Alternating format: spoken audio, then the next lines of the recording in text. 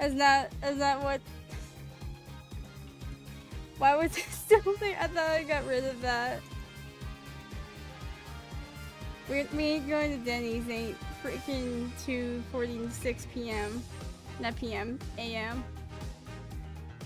We ain't going to Denny's. We gonna be pirates.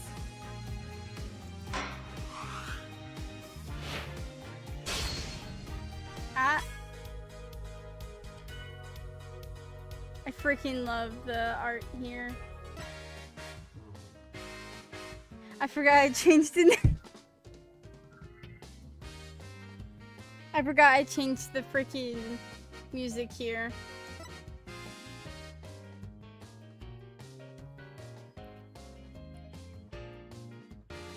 Episode 5 of this freaking game of Duel of Destinies is going to freaking haunt me.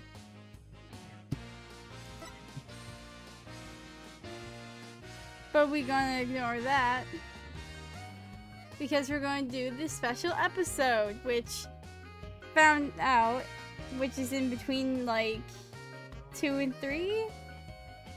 I think, if I remember.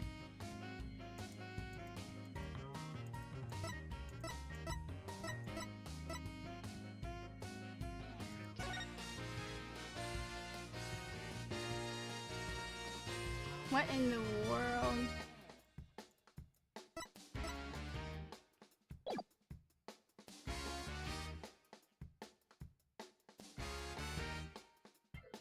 Yeah, this music is just gonna haunt me forever as well. But it's a bop. I love it so much.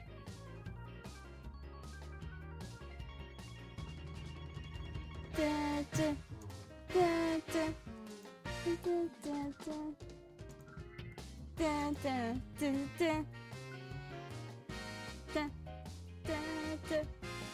Alright. Yeah, let's do this.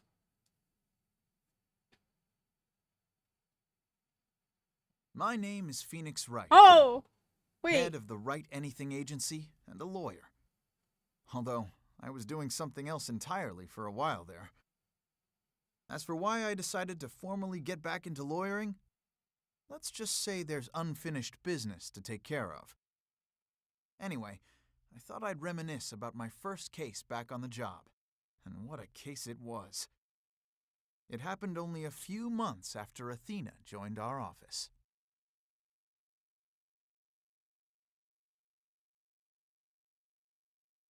Special episode, Turnabout Reclaimed.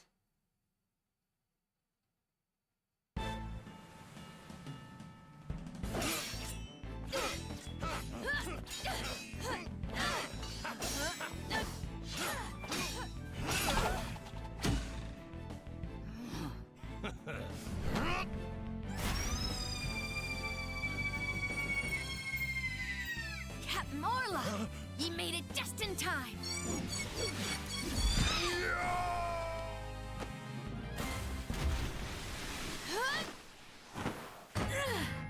We be pirates, we love to sail the 7 seas. Just a bunch of scallywags who are as free can be. We swim through storms and waves, all because you see grand treasure and adventures waiting just for me.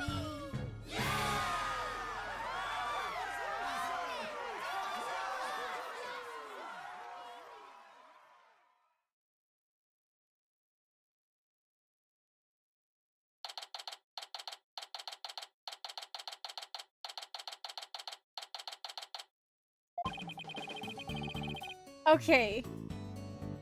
I was not expecting that. The voice acting at the beginning. That like threw me off so... That threw me off so much. What the heck? Okay. Today's my first day back on the job as a lawyer. Putting this attorney's badge on again really makes it hit home. Boy, am I pumped. You know what Tracy said? Looking good, Dad. So Athena, Paulo, what do you think of the old attorney's badge? Wow! This ship-shaped aquarium show is great! I can't get enough of it! Athena? I still can't believe they showed this swashbuckler spectacular on TV! Good thing I recorded this! Now, who's ready for another viewing? You already watched it 5 times. Let's watch something else now. How can you even suggest such a thing? This show is is therapeutic. Boss here is asking you guys a question. What's so therapeutic about watching a killer whale? What? Don't you know anything? Animal-assisted therapy is an established psychiatric treatment. You're kidding. That kind of thing really exists. It's a real thing. I've been to the aquarium myself to try it, and it really helps. I still go there every now and then to further my psychology studies. Last time I went, I saw a dolphin and orca swimming around together. It was so... Hey, do you think you two could quit goofing off and do some work for a change? Work? But we've already cleaned the toilet. Twice. Each. Hey, wait a minute. Is that your badge I see? Wow, congrats on getting your attorney's badge back, boss. Thanks. Starting the day, I'm officially a lawyer again. Sheesh, took him long enough to notice. Because without my freaking attorney's badge, how will anyone know? Gee, Mr. Wright. With that badge on, you suddenly look so capable. Thanks? It's not like I was some lazy bum, you know. You looked like one before, though. What made you suddenly so fired up to get your badge back anyway? Well, I made a promise to a certain someone. An important promise.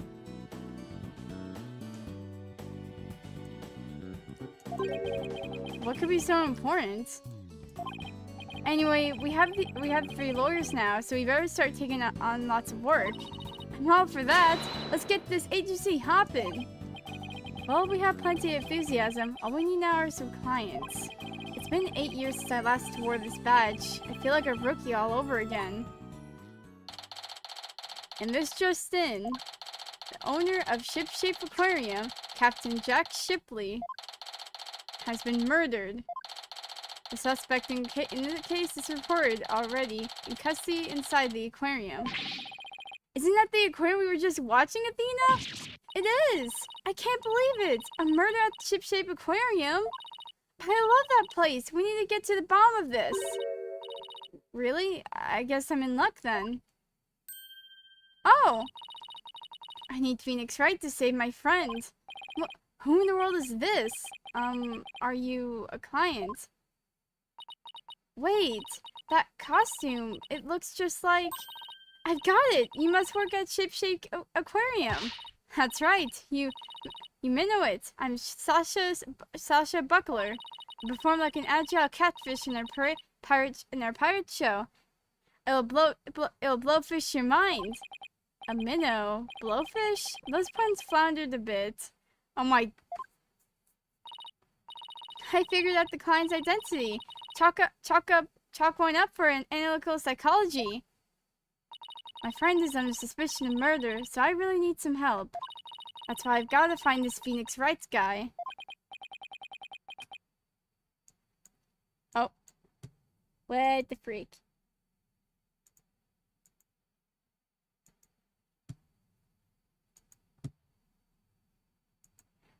Why is everything going whack?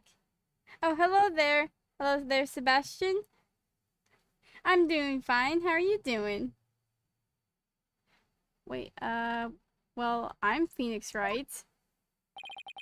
And this is Apollo Justice and Athena Sykes. They're lawyers too. If there's anything you need, all you have to do is ask. The same goes for me too, Miss Buckler. Just call me Sasha, and I'll call you all by your first names too, if that's alright. Phoenix, Apollo, Athena, you have to help me. Please save my friend. Guess we better start by asking her more about her defense request. What is this game about? So you play as an attorney. So this is Ace Attorney, where you play as a defense lawyer and you have to help get your clients like a not guilty verdict. You just go around, investigate, and then we'll have trial periods where we try to get a not guilty verdict for our client. But there's also times where we have to point out like who could possibly be the murderer or suspect of said crime.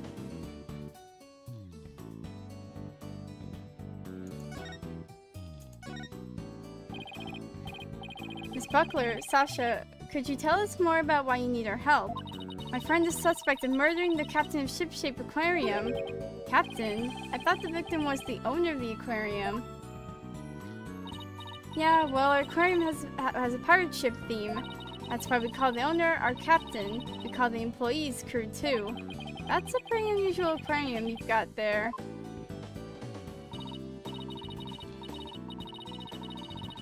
Am I having fun? Yeah, I'm having fun. I really like playing like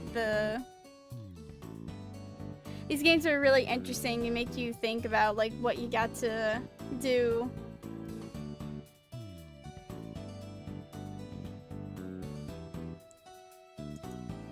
You also get to see like a lot of cool characters and whatnot.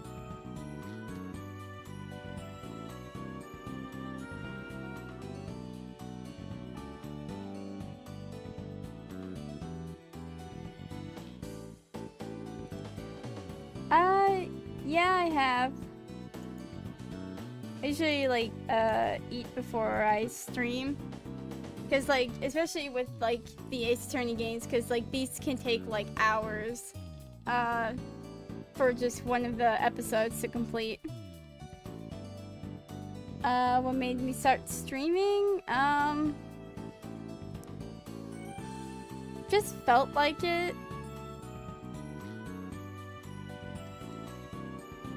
This is like the first time in ever that I streamed for a lot longer, because usually I stream for 1 or 2 times and I just stop for like a year or so.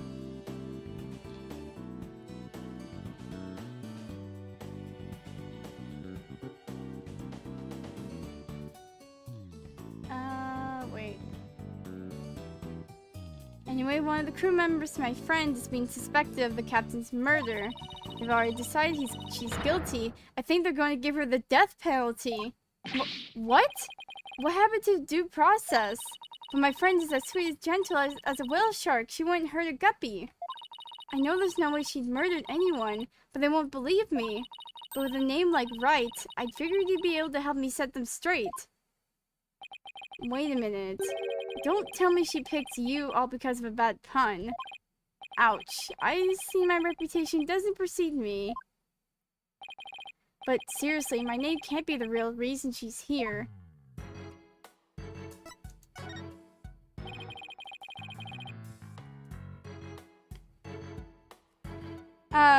Just like life stuff or whatnot.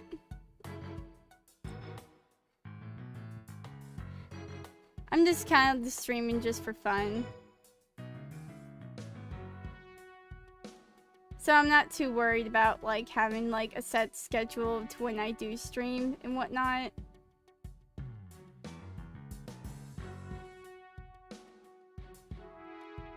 What's the real reason you picked me, Sasha? Well, to be honest, I asked a whole slew of lawyers, but they all refused. They said stuff like, there's no merit to taking your case, or I'm not sure I can help. They're all as cruel as sharks, with hearts punier than whitebait. Oh, I can really feel Sasha's frustration. With nobody on her side, she must feel all alone. By helping people like her is the whole reason I became a lawyer in the first place.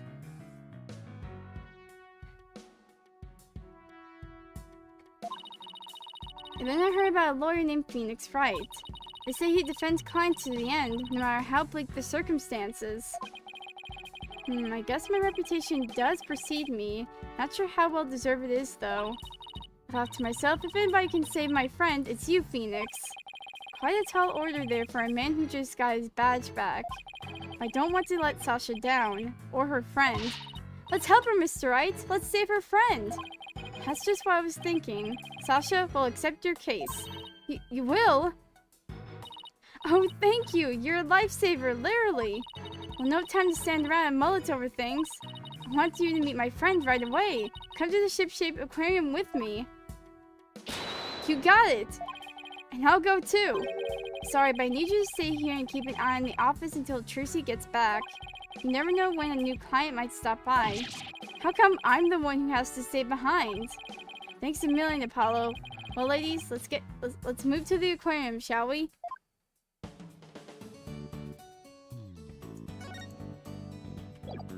Okay, so it's my all-important badge, proof of my profession.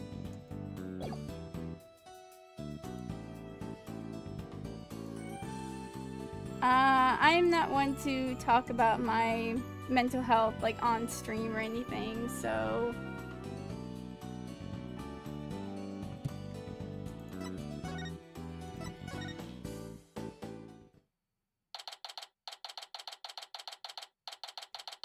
watch any anime? No, I never been too interested in anime. Only anime I ever watched was Pokemon. Oh, this is gorgeous. It's like being under the sea.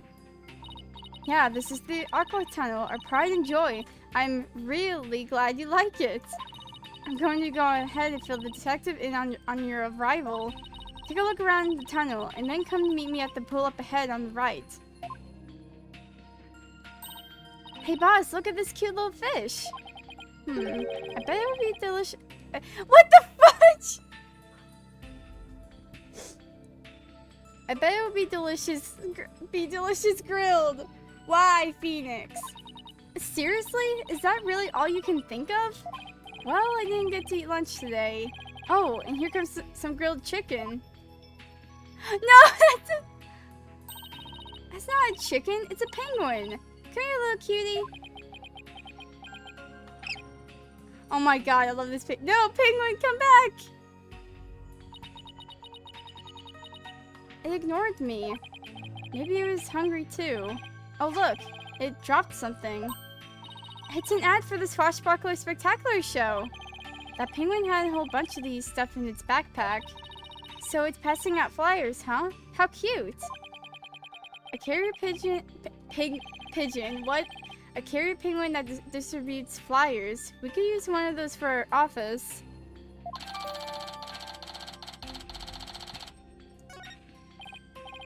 Well, can't keep the client waiting. We better get going. Yeah, you're right. Time to roll up our sleeves.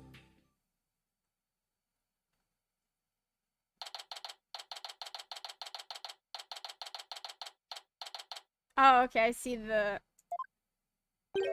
Huh? I don't see Sasha. Are you to the lawyers Miss Buckler mentioned? Detective Fulbright! Are you the lead detective on this case?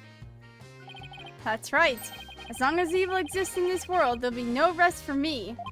And who is your sea urchin-like friend there? I don't believe we've met. Is he talking about me? I'm the defendant's lawyer, Phoenix Wright. Well, I'm Detective Bobby Fulbright. People don't usually get to see this area. It's only open now because of the investigation. You two are pretty lucky to get this peek behind the scenes of an aquarium. Lucky. Right. This guy is even louder than Apollo. So, where's the suspect being questioned? And where's Miss Buckler? Here I be, me buckos! Oh! Shiver me timbers, there be one of the dread pirate Nusash's scurvy swabs! What the fudge? I beg your pardon, I'm not anyone's swab, scurvy or otherwise. More shameless than a sea lion you be trying to make off with me best, bucko. If you want to pick a fight with us, you best bring along an army of gray and white sharks. Oh, hi! Oh my god. Sasha, what's going on here? Let me introduce you. This is the friend I was telling you about. Her name is Aura Shipley. But she's only response to Orla, so that's what people call her. I'm her trainer. She's a suspect in the murder, but she's never hurt anybody. Oh, thank you, Sebastian, for the follow. What's my favorite animal? I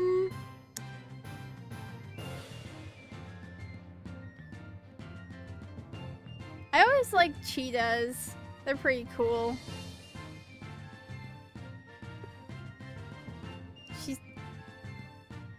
Wait, no, an orca is the suspect. What the actual? She's the suspect? Yeah, and thank goodness you came before they put her down.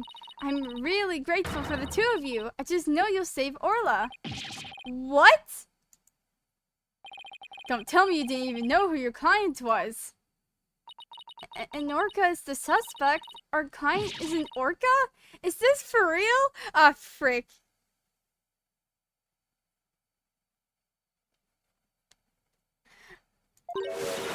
Oh, did I forget to mention that? Oopsie. That's one very big oopsie.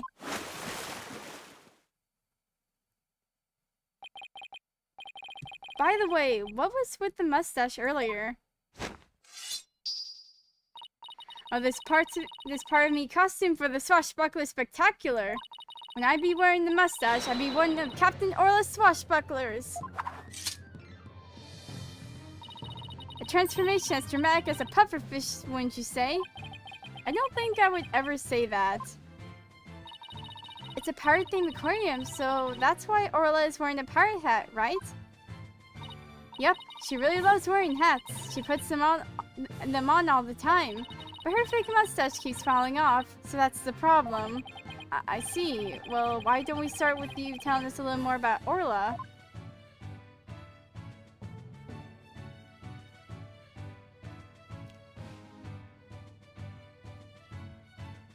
Don't tell me we're gonna be cross-examining the freaking orca. Frick, is the parrot all over again.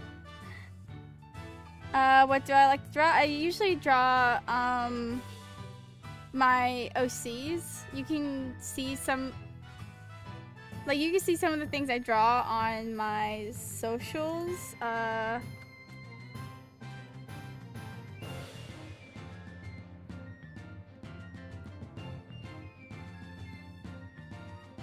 That card there has a link to all the socials that I use, and you can see all the art I made on there. But I mostly draw like my OCs and like any sort of things I'm interested in.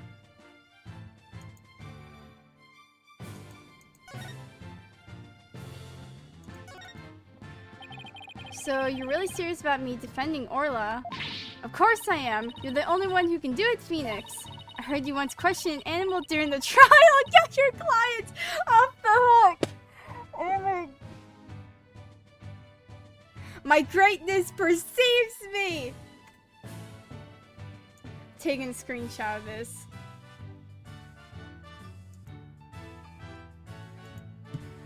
God dang it.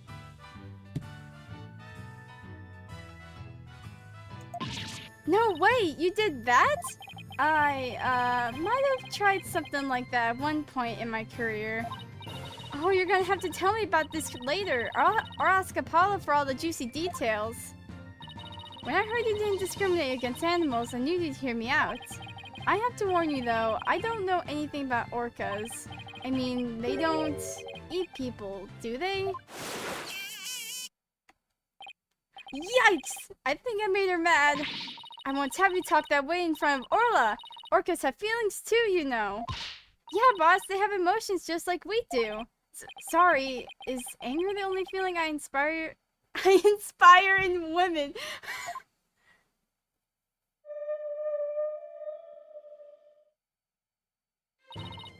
Don't worry, she says she forgives you.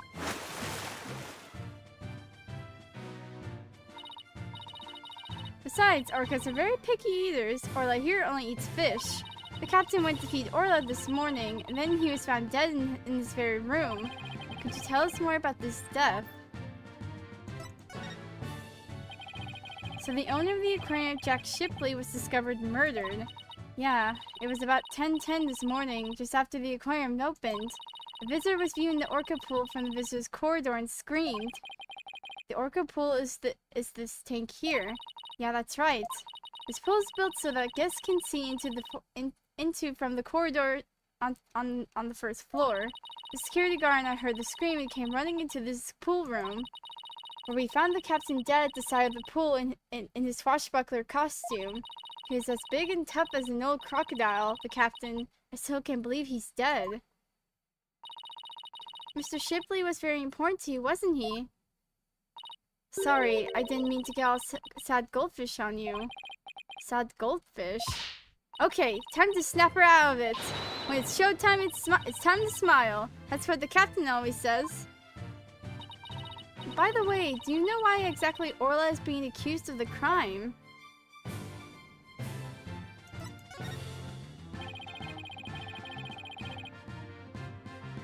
Can you think of any reason why Orla would come under suspicion? The police think Orla went berserk during the practice for the Swashbuckler Spectacular. But Orla would never do anything like that, right, Orla?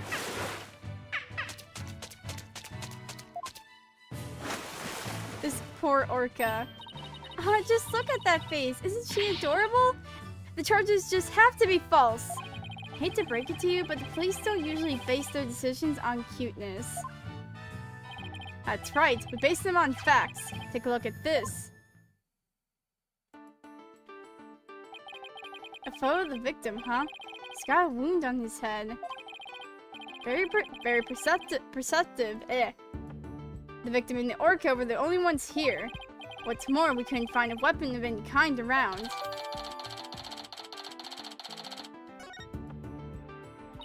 So, what's the theory on how Orla supposedly killed the victim? They say orcas sometimes kill their prey by ramming into them underwater. We believe this orca did just that by pulling the victim into this 65-foot pool and then ramming him while they were in the water. Jesus.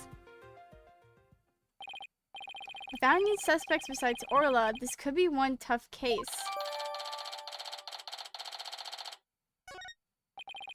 No official autopsy has been ordered, but an orca attack makes sense. Why hasn't one been ordered? Accidental death due to a failure to exercise proper oversight over an animal. The medical examiner said it wasn't a homicide, so we don't need an autopsy. So Orla's going to be put down without proper investigation? That isn't fair! That's nothing short of police negligence, Detective Fulbright, whatever the frick. I can't speak today. This wasn't determined by a homicide, so there's nothing we can do, Miss Sykes. Ordinarily, the owner of the aquarium would be held responsible for the oversight failure. But the owner is the victim himself, so all we can do is hold the orca responsible. Phoenix, isn't there anything you can do? They're going to put Orla down! Sasha and Orla are depending on me. I want to do everything I can to help them. But how do I help an orca? Wait. Yes, I can. Wait, what? Set Orla free. What the? Okay, hold on, I'll be right back.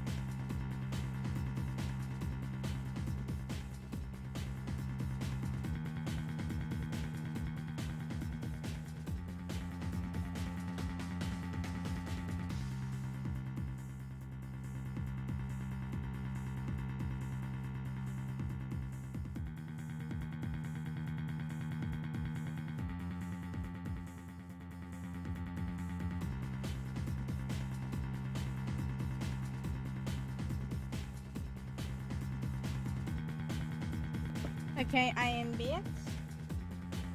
Okay. Find the real killer. We're gonna defend Orla in court. Break it. We're gonna defend this freaking orca. Oh my god. You know what?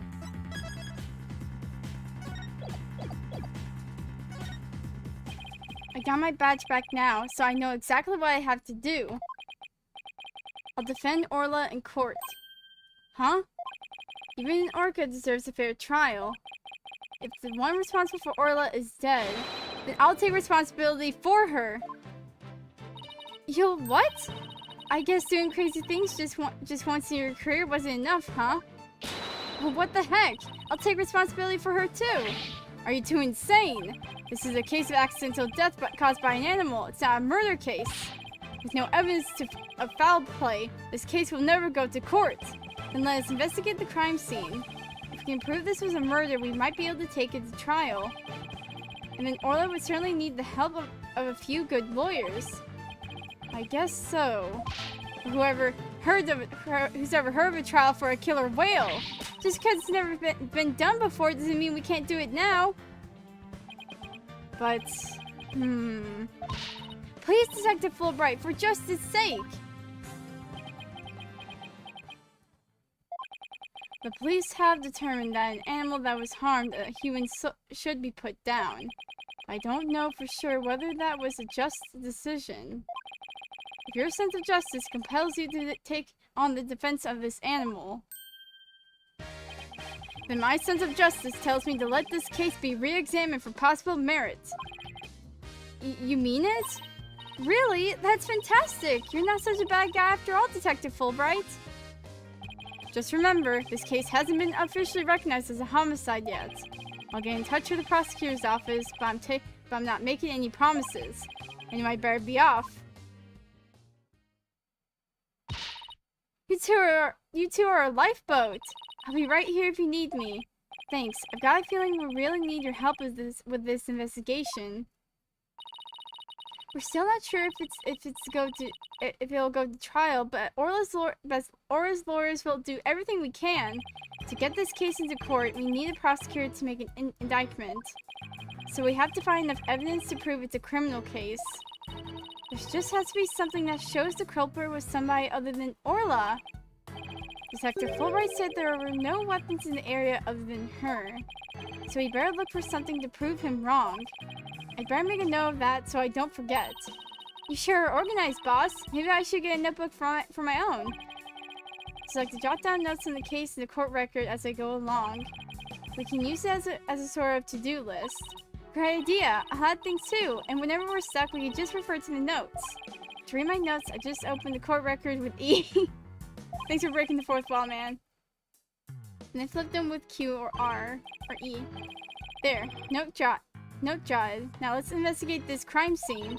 There has to be some evidence here we can use in court.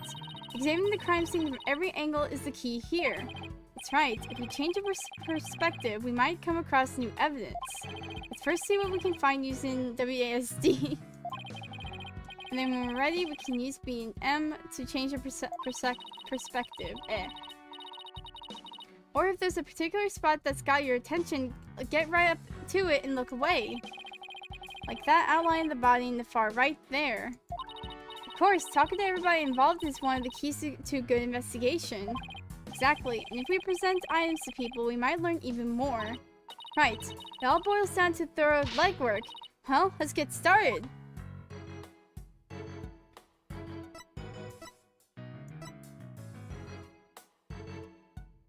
Wait, what if I have to do something real quick. Hey, man. Return of a legendary lawyer. It's kind of exciting. Kind of. So, how do I look with it? Wow, you present that thing like a real pro. You must have done it 1,000 times. It never really seems like enough to just have it pinned to my lapel for some reason. I get wanting to show it off. When I first became a lawyer, I flashed that badge left and right. You still do that, actually. Oh, okay. Okay, I had to, like, do that.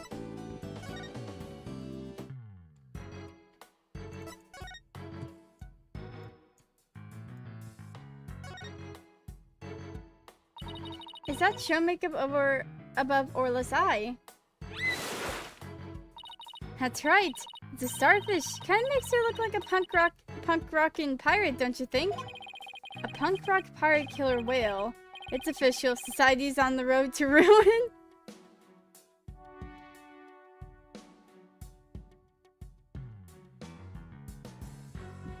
See you later, Sebastian. Hope you have a good day. Punk rock pirate killer whale. Its official, society's on the road to ruin. Well, I think Orla's one hot rockfish. Speaking of rockin', how do you get Orla to do what you want during the show? I give her signals with this whistle.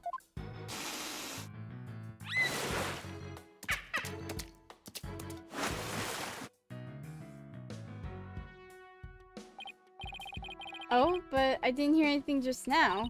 It sounds out of the range of a human hearing, just like a dog whistle. Orcas have better hearing than people do. They can even hear the whistle underwater. That's so cool! I wish I could give commands to Orla. Anybody can do that. All they have to do is learn the signals. Here, Athena, you can have one of our whistles. Consider it a present. A whistle for issuing instructions to Orla. Anyone can use one to command her as long as they know the right signals. Okay. Gee, thanks! As for the actual commands, I'm afraid I can't teach them to you. They're top secret.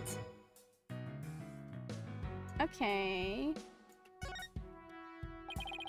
It doesn't look like the ladder goes all the way down to the bottom of the pool. But there's usually water in the pool, so it doesn't need to. So apparently the pool spans 2 whole floors. Ordinarily, visitors only get to see what they can from the first floor. But they said on TV that they sometimes skip behind-the-scenes tours. Sounds like that swashbuckler spectacular show you recorded is really coming in handy. It's too far away to get a good look. I'd better get a closer look. A setting sun. Sunsets always remind me how quickly the day goes by. I can't speak today. Oh, boss, it's just a painted backdrop, you know. Down, Athena. Of course I know. I guess they used it for the swashbuckler spectacular. It looks handmade. Oh, I just got an idea. Why don't we make our own not guilty backdrop? And present it to the judge when things aren't going our way. No, we put psychological pressure on the judge by hanging it behind the defendant. I almost want to see how the judge will respond to that. Let's freaking do it.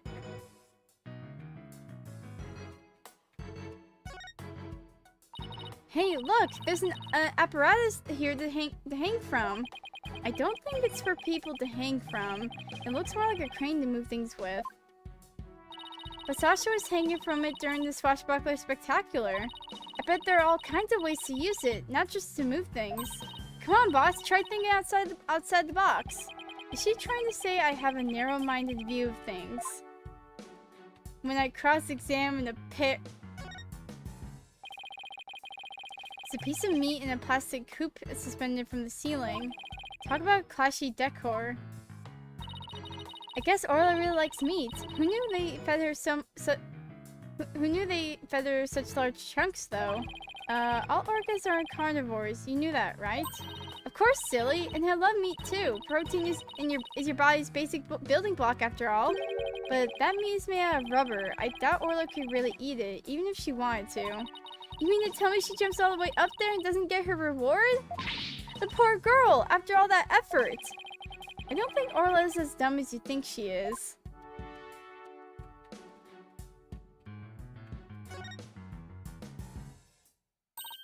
Yikes, look at that huge octopus! That must be a show prop, too. One of its legs is missing, though. Wouldn't it be exciting to take on a huge enemy like that? I'd like to give it a try myself. As a lawyer, that is. You have an insignificant number of limbs to object it, right? Object it.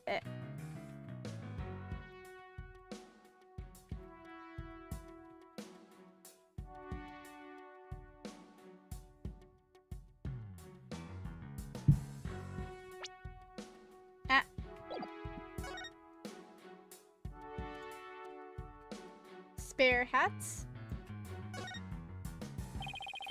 The doors are slightly open and there are police officers standing guard outside. I guess they're watching to make sure we don't try any funny business. Well, now that you've said it, I suddenly feel the urge to do something. How about if I suddenly break out some squat exercises? That would be pretty funny. Yeah, that might cause a few raised eyebrows in ways you don't want, Athena.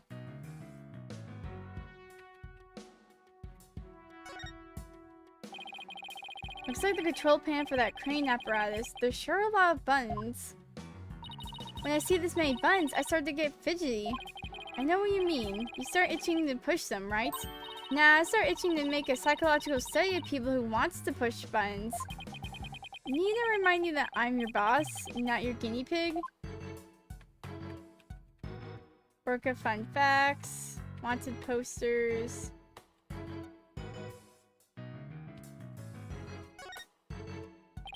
Well, it's not going to notice me from here. I better move around to the front. Oh look, there's a ball in the water. Is that another prop for the show? That's one of Orla's toys. She plays volleyball with it.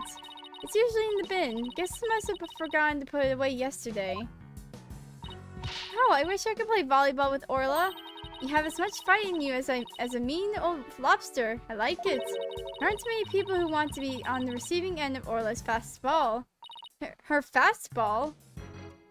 Yeah, she likes to be naughty and slam the ball into things around the pool. You should hear the sound that ball makes when it crashes into stuff. Well, maybe some other time. She suddenly went from fighting a lobster to reluctant hermit crab.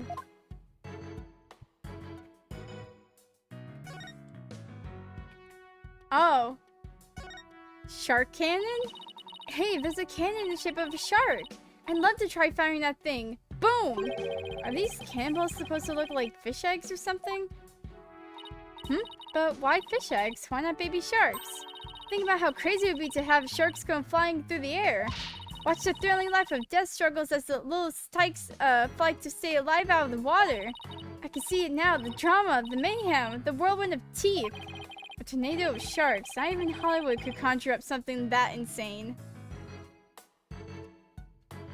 Hey Phoenix, have you heard of the hit movie Sharknado? I think Hollywood made it. Ah.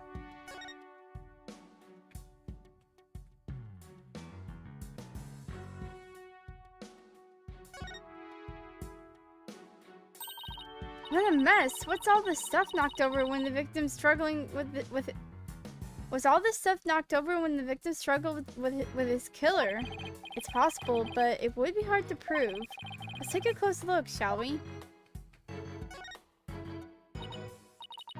So this is where the body was found, huh? If they suspect Orla, maybe they found some evidence of an attack on the victim. Orla didn't attack the captain, she loved him! The captain rescued Orla when she was little, after she got beached down on the shore. He tried to release her into the ocean, but she kept coming back. I could tell Orla's sad about losing the captain. She's just not her usual chipper self. Orla must really love this aquarium and the captain. She's the only one around here big and strong enough to play with the big, tough captain. Every day she made a point of headbutting him and stealing his hat. Yikes, I guess you weren't kidding when you said the captain was a really strong guy. I guess that's about it. Under different circumstances, I would have loved to see the Swashbuckler Spectacular. The three of us always performed the show together. Me, Orla, and the captain. Today's show has been cancelled, but we could put on a little performance for you.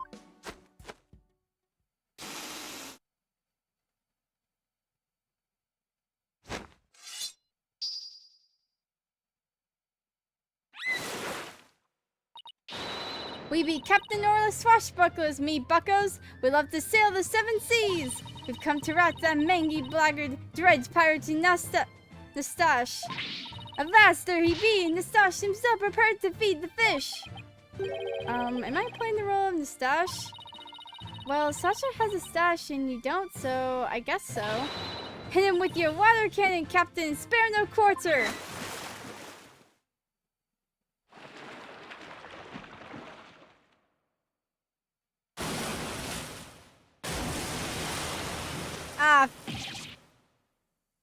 frick.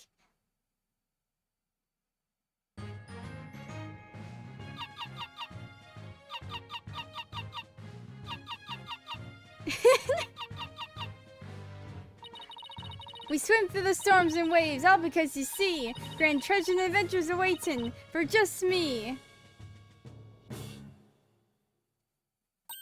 Wow, that was awesome! Your performance packed quite a wallop. Yeah, I for one feel like I took quite a beating. Sorry about that. Can't have a show without a bad guy role, right? But a singing orca, huh? It must have been tough to train her to do that. That's Orla's best trick. She can only sing one song, though. Well, she's still got one up on a pianist who can't play even one song. Well, now that we've had a taste of the show, we better do some more investigating. Good idea. Let's go to the Aqua Tunnel.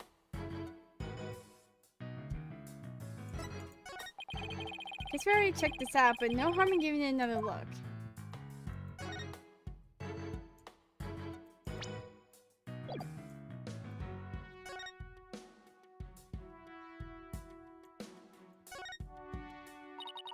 Look, all this stuff scattered everywhere. I see some swords. I wonder if they have anything to do with the case. They're made of rubber. I doubt they could be used as a weapon.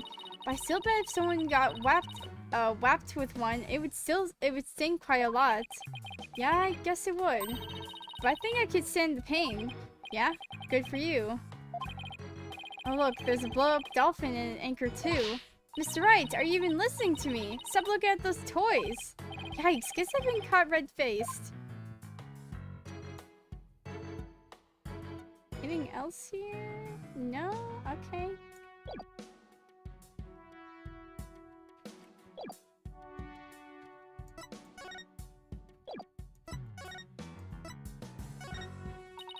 Do you two want to be in the Swashbuckler Spectacular? You have regular people participate. Of course, we even have a special tour for people who want to be in it. What roles would we play if we said yes? Let's see. The roles of a blue seahorse and a yellow sea slug are available. Judging by the colors, I must be the seahorse. And I'm the sea slug? No way! I won't do it. But sea slugs are all fluttery and beautiful, Athena. They're beautiful? In that case, I'll do it.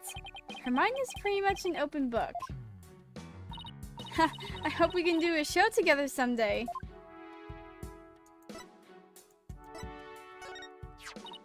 Oh, have you been using the whistle I gave you? Of course!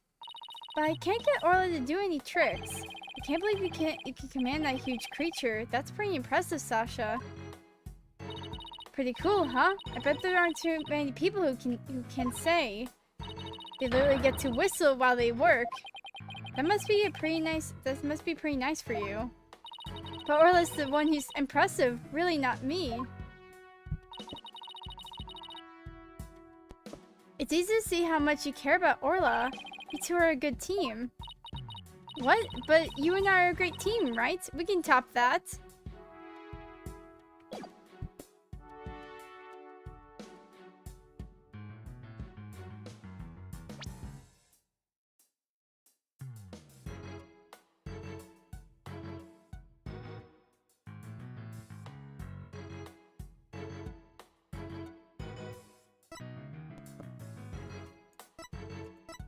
A new lawyer at my agency. She studied psychology while she was in Europe.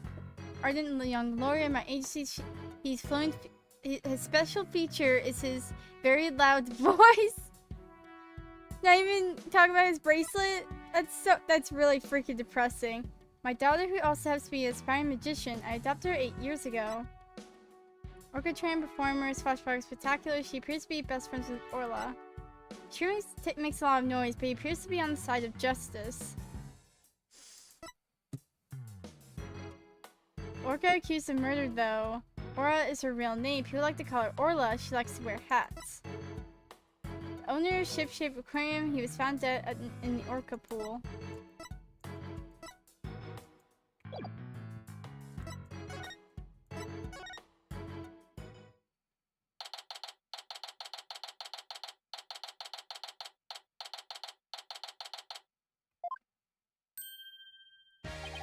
So you're all done investigating the pool already. We had a good look around, but now we're moving to the other areas. How's the police investigation going? Did you, say for example, find any other suspects besides Orla? Wouldn't that be fortunate for you if we did? But no, I'm afraid not. And even more unfortunate for you. I'm afraid we found decisive evidence of the Orca's guilt. What? Please tell me. Please tell us more, Detective. So what's the decisive evidence? Don't hold out on us now, Detective Fulbright. I'm very sorry, but I can't share classified information with the defense, especially not security footage that shows the moment the Orca attacked the victim.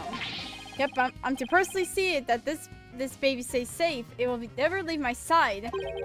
Excuse me, but there's a call for you, Detective.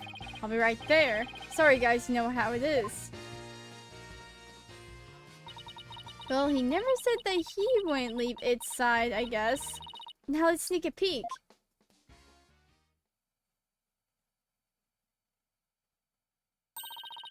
What the?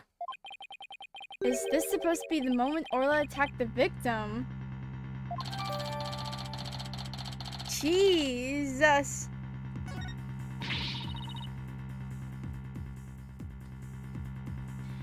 This little bit of footage doesn't prove anything. I agree. I believe in Orla and Sasha. Let's just continue with our investigation. Good idea. Huh? There's a sticker on the camera that says return to Pub O Danger. Guess somebody there managed the cameras. Let's check it out later. Sorry about that. Prosecutor Blackwell called to remind me to go feed Taka. So where were we? Oh, that's right. You two got any more questions for me? No, we're good. Thank you for leaking all your info. Thanks, man. So that's your symbol of justice, is it? Well, this is mine. Wow, he can whip that badge out pretty fast. We can top that. Take this! Twin attorneys badges. No fair, two against one. No fair, your police badge is bigger and flashier.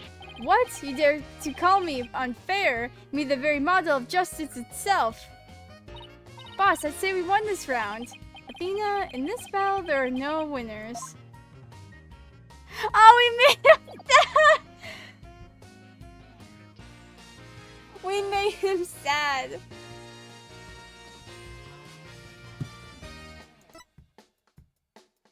Dun, dun. Dun, dun, dun. Dun, dun.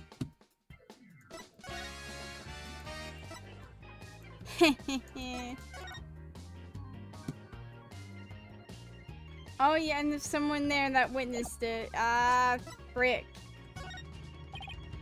I have nothing to say about that. If you're lawyers of any metal, you find answers for yourselves. Well, frick you, I guess. Or this.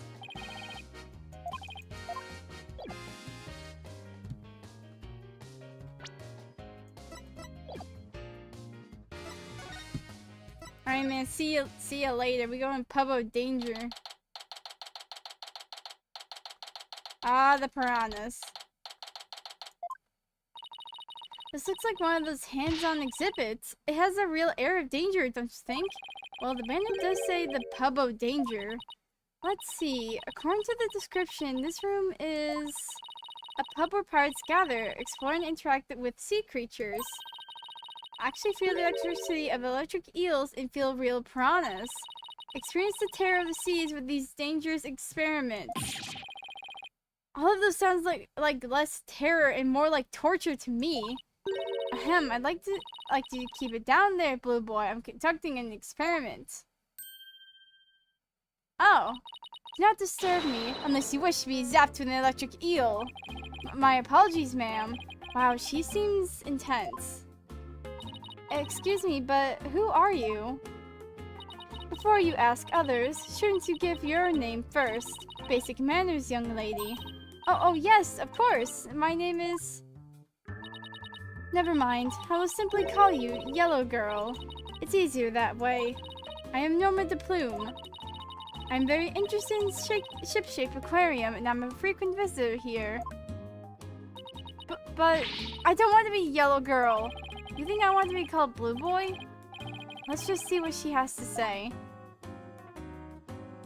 How is it? Huh? Okay. You say you're interested in the aquarium, but you don't look like a staff member. Let's see. I've got it! You're someone completely unrelated to this aquarium. That's some deductive reasoning there, champ. I'm a visitor, a patron, a customer, a guest, and what might you be? I'm not a what? I'm a lawyer! Hey, that's what I was going to say. And I run a law office. Well, whatever you are, I don't have the slightest interest. Just who does she think she is, boss? A visitor, a patron, a customer, a guest. Remember?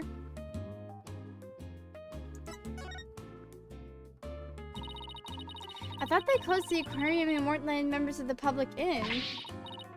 Oh, but I have special permission, you see. And why exactly is that, if I may ask? Well, because of the incident. Heavens, I've said too much. Ah! I remember this. Cyclocks. Huh? Psychedelic rocks? Cyborg clocks? What? No. Cyclocks. It's the power of this Magatama. It gives me the ability to see the secrets locked away in somebody's heart. If I can remove the locks, I can uncover their secrets. I didn't know you had a magical item like that. It looks like this lady knows something about what happened. Let's just make Magatama undo her Cyclocks. Huh? I can't see the locks anymore. Huh? The color of that stone looks different from before. Freak! That's funny. Maybe it's just out of juice. It can do that? Yeah, a certain girl I know poured her spiritual power into it for me. Without that power, I can't undo the Cyclocks.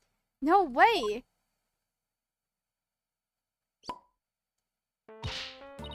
Why do I have to keep quiet about it anyway? I've never been any good at keeping secrets. But I did promise after all, so I guess I had better keep my mouth shut. Who did you promise what to? No comment. Now go away. Just when I thought we could find out more about the case. Let's go try to find some other way. I'm sure we'll find something.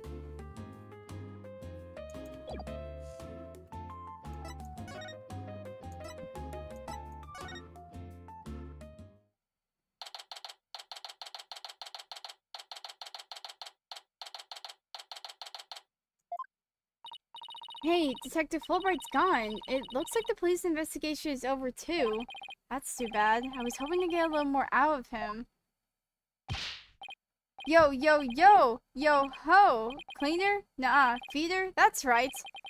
Yo, girl, why are you hiding from me? I'm searching all around like this be a bad dream. Is that somebody rapping? Rifle, yo, sometime.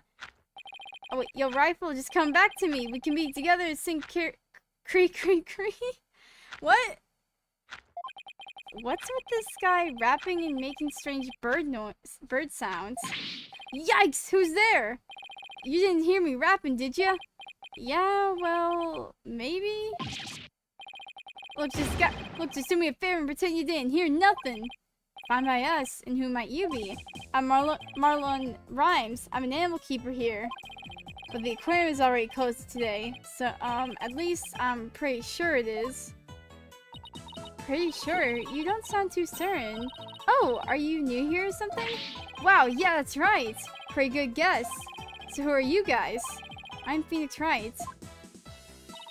And I'm Athena Sykes. We're lawyers and we're going to represent Orla by taking her case to court and proving she's innocent. Are you serious? You want to defend Orca in court? Oh, but if you're here for Orla, that must make you friends with Sasha's. Sorry if I came across rude. Sounds like he's friends with Sasha. Sometimes when I'm by myself, I like to rap to pass the time, especially when I'm around the animals I love. Oh, I love animals too, especially marine creatures like dolphins. I like marine creatures too, but just the ones you can eat. Yeah? Well, people who like animals are good people. That's why I always say, if there's anything I can do for you two, just say the word. I just started working here though, so I don't know how much help I can be. Mr. Rhyme seems pretty friendly. Yeah, friendly and agreeable.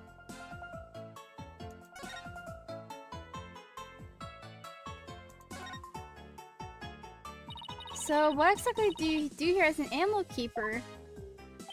May not clean the place and feed the animals. Wiping all this glass takes forever.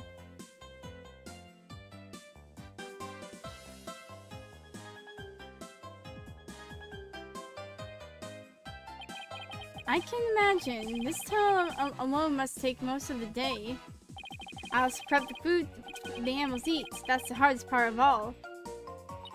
You mean it's really difficult to get the hang of?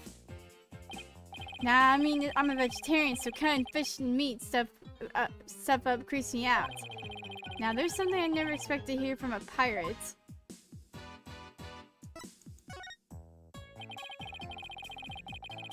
Do you know anything about the incident that took place this morning? Yeah, one of our guests saw what happened and started screaming. Came running, but by the time I got there, I couldn't see the orca or the captain. Speaking of the captain, what was he like? Like a strong captain who can turn a wild bunch of ruffians into some great pirates.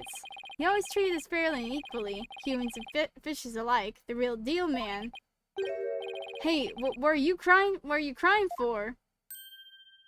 Aww, I'm not crying. It's just I can feel your heart crying. That's all. Girl, what you talking about? I'm not crying either. I guess I won't mention that his eyes were puffier than a pair of pufferfish. But Sasha and our vet, Dr. Crab, are even more upset by his death.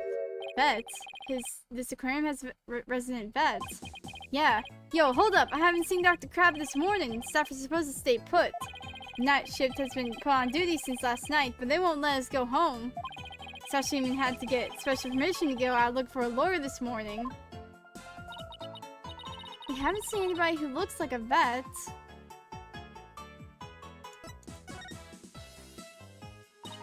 Were you rapping something about looking for a weapon earlier? A rifle or something? No, not weapon. Rifle is the name of one of our penguins. A penguin? Why would you name a penguin something like that? Hey, yo! What the? Prep for the battle. Prep for the war. Little lady rifle got even the score. You don't think you can even escape with your little pride. Nuh-uh, you're just gonna be straight up denied. This guy's cool. I like him. Anyway, that's what she's like, so we named her Rifle. Okay, but did you have to wrap it? That's just how I roll. Does Rifle wear a backpack by any chance? Yeah, that's the one. So you've seen her, huh? She's always running away. She's such a good runner, we decided to put her to work delivering flyers. Do you really want a dangerous penguin like that running loose? Rifle's not dangerous. She only attacks people she doesn't like. When we ran into her earlier, she didn't attack us. She straight up ignored us, actually. Yeah, I have an idea. If you run into Rifle again, would you mind feeding her for me? She didn't come back to the pool at feeding time like usual, so I've been looking for her. She loves to smell fish, so she might come over to you if you have some. Oh, I would love to feed a penguin. That'd be okay, right, boss? I don't mind, as long as you carry the fish. Fish handed over to Athena. Hey, you! It smells so fishy. Really, what a shocker. Oh yeah, besides Rifle, I've been looking for a small fry too. Small fry? Is that another penguin? Nah, she's a friend I made, a high school girl. She went off looking for Rifle somewhere and hasn't been back. Is she your girlfriend? What? Nah, no way! Sasha's the one So you like Miss Buckler, do you? Well, I really respect her, you know? We have different tastes in music, but I admire the way she lives her life. It's not like I like her. It's more complicated than that. I'm pretty sure that's all it adds up to like. She tries to put on a brave face. But I think the captain's death is hitting her the hardest of all. After all, it was her human show partner that got killed by the orca. So you think Orla really did it? Well, I can understand how Sasha feels. But she's the only one of us who doesn't think the orca did it. Oh, I see. Guess it isn't easy to believe in somebody who can't even speak up for herself. Anyway, let me know if you see Rifle or Small Fry, okay? Small Fry says she's gonna go check the orca pool. Maybe we'll head back there then.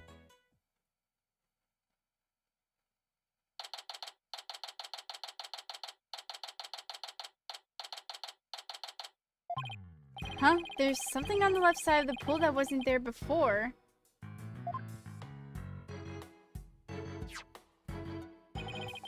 It looks like an electronic sword. Hey, you're back! Hi, Sasha. What's with the strange sword here? Oh, that's a walkie-talkie. It's probably Rifle's. Rifle can use a walkie-talkie? She's always running away, so we attach a walkie-talkie to her. If we can hear the sounds around her, we can usually guess where she is. But not if she drops the walkie-talkie on the floor. And remember, the crew has one too, so we can communicate back and forth. We can even use them to broadcast specific parts of the aquarium. Cool, huh? Okay. Well, if Rifle's walkie-talkie's here, then Rifle must still be here too. Rifle, come out, wherever you are. Oh!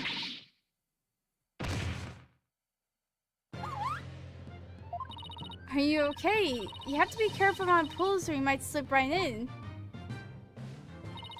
I'm more afraid of my heart jumping right now. Hey, who's that riding on Orla? Isn't that Rifle? Hey, you're right! Come here, Rifle! She's ignoring me again. Why doesn't that penguin like me? Now you've scared Rifle away with that yelling. I'm not giving up. I'll make that penguin like me if it's the last thing I do. Hey, get back here, you little pipsqueak! Oh, sorry, Rifle, but at least you seem all right. Huh? Oh. Pearl! Hey, it's Pearls? Oh, Mr. Nick! I haven't seen you in ages! Could Pearls be the small fry Mr. Ryan was talking about? Congratulations on your return to lawyering! I've been thinking about stopping by your office for a visit to congratulate you. This is Pearl Faye. I call her Pearls. She may dress a little funny, but that's because she's a spirit medium, a real prodigy with great power at that. I've known her since she was little, and she sometimes comes to the office to visit. She's just a little older than Trucy, so she's been like a big sister to her. Aww. I guess everyone here knows Mr. Nick then. He's such a nice guy, don't you think? Is she trying to be my big sister too now? Ah, Pearls! And I'll be right back. Oh my god.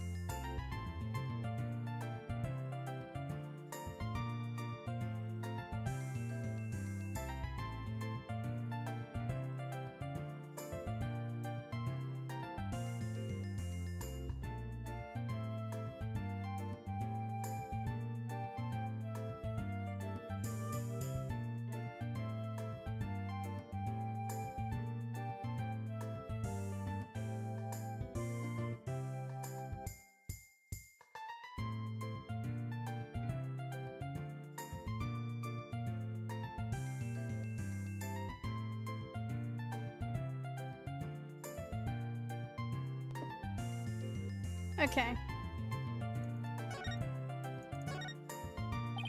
What are you doing here, Pearls?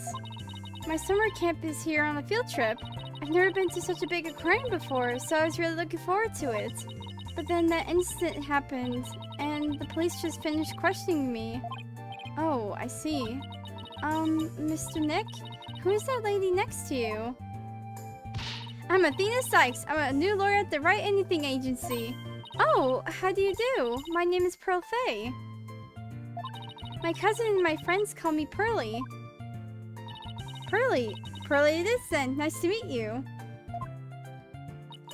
So, how did the two of you meet? Well, you know how I used to travel to Europe to study their legal system, Pearls? I met Athena on one of those trips.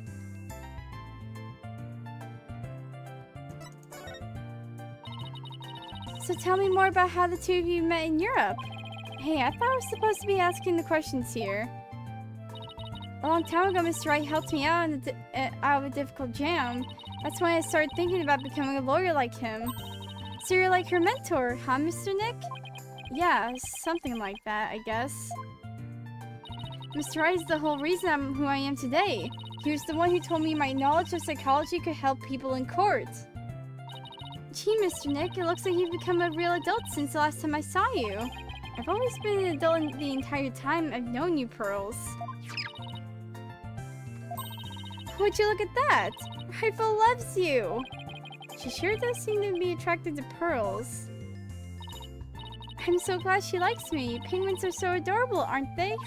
I even bought myself a little penguin calendar here at the aquarium's gift shop. I have it hanging from my bag already. Oh, how cute! A calendar in the shape of a penguin. That calendar is a real hit with all our female visitors. I even have one myself. But the rest of the staff think it's too cutesy. I guess it doesn't really fit the whole rough and tumble pirate image very well. But, why does this calendar kind of smell like fish? Well, what do you mean, Mr. Nick? Please don't be rude. Uh-oh, I got Pearls mad. She's going to kick our shins again.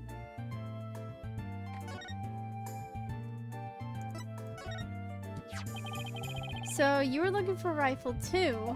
That's right. I was trying to help Mr. Marlin, the animal keeper. Come here, Rifle. Come on. She went towards Orla instead. Why can't I get Rifle to like me? Maybe you should quit chasing after her with that scowl of yours. Mr. Nick, how could you speak to a lady so rudely? Uh-oh, I got Pearls mad. Again. Why don't you try to get Rifle to take some food from you? Oh, great idea! And I have just the thing to present to her too.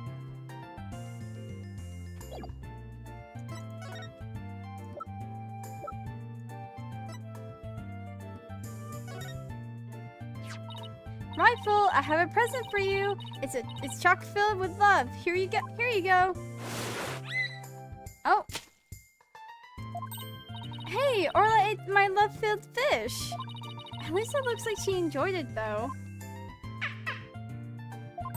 I think Orla and I just had a bonding moment. Friendship blossoming with the exchange of some food. Oh, isn't it moving, Mr. Nick? I think moving might be going a bit far. Anyway, how'd you get Rifle to come to you so easily, Pearls? I heard Rifle was attracted to the smell of fish. But Mr. Nick, are you saying I smell like fish? Maybe just a little, yes? I guess I need to change my clothes. That's odd. I wonder why Pearl smells like she's holding a bucket of fish. Orla doesn't usually want to eat at this time of day. And we've been giving her more food than normal at her regular meal times already. What? Is there something wrong with Orla's feeding habits lately? Yeah, something's weird. The new guy, Marlin, feeds all the other animals besides Orla, but the captain and I, her trainer, are responsible for feeding Orla. It was the captain's turn to feed Orla this morning.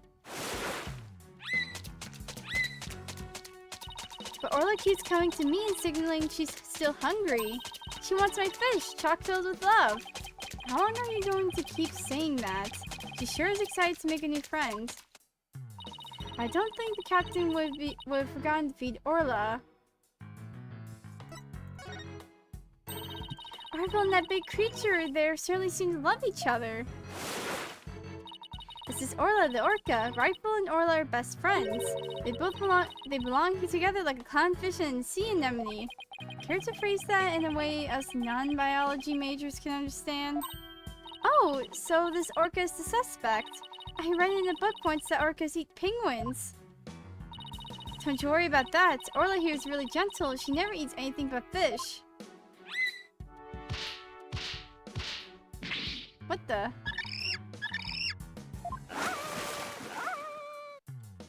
What just happened? She's an old sweetheart. As a matter of fact, she even tolerates Rifle picking on her. It's true, she does seem very gentle. She hardly seems like a killer whale. As lawyers, we have to do everything we can to save this beautiful, gentle creature. Wow, you're going to defend her in court? She's quite the defendant, isn't she? She's the biggest defendant we've ever had. Literally. Oh, Pearls, I have a big favor to ask. What is it, Mr. Nick? It's about my Magatama. Its spiritual power seems to have vanished. Oh, that Magatama brings back memories. I remember pouring my spiritual power into it. That was so many years ago. I guess that's why it's almost out now.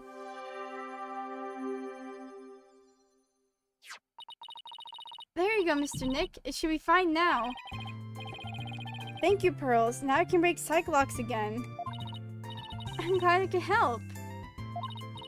I think I'll go find Mr. Marlin now. I have to bring Rifle to him.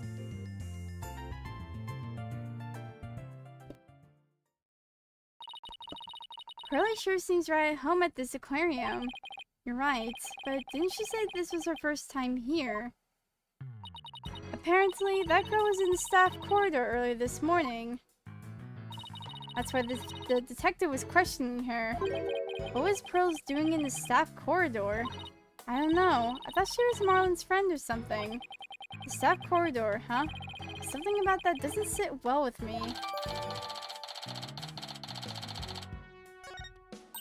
Well, if it bothers you, why don't we just ask her about it? Yeah, good idea. Let's go catch up with her.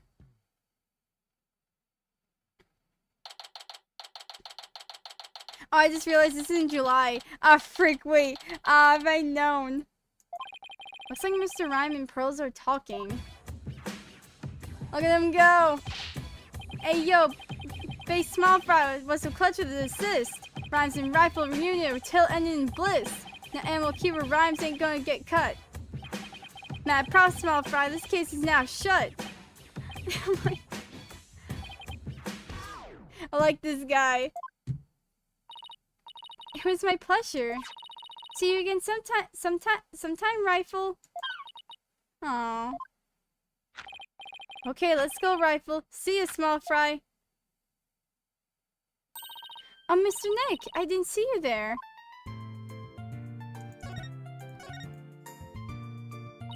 Hey, Pearlie, you and Mr. Rhyme seem to be really good friends. Could you tell us more about your relationship? Well, Oh. Pearls, why do I see a Cyclock? I'm sorry, Mr. Nick, but I really shouldn't talk about it. I don't really feel right about digging into Pearl's affairs, but she was here at the aquarium at the time of the incident. Whatever she's hiding could help us in court. Sorry, Pearls, but I'll have to use my Magatama on you. Oh wait, so we have something?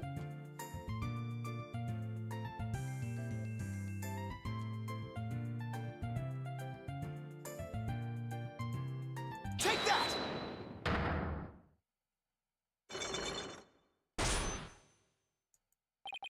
A Cyclock. A lock on a person's heart that only I can see. The deeper the secret is hidden, the more locks there will be. Pearls only has one lock, so I should be able to undo it fairly easily. But if I make a mistake, I'll be locked in a loop and won't be able to move forward. Okay, time to give it a try. Relationship to Rhymes. Pearls, you have to tell me about your relationship with Mr. Rhymes.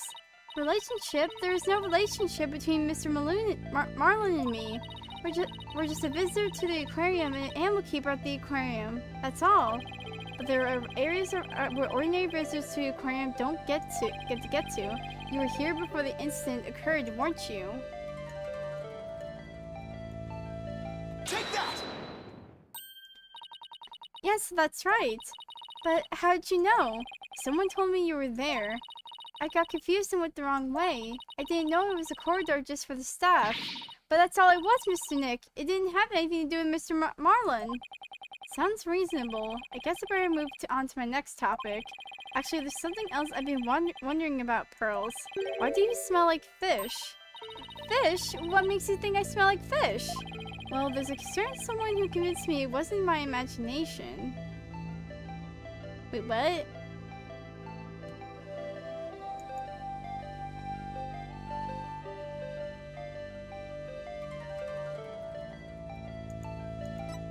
Oh, wait.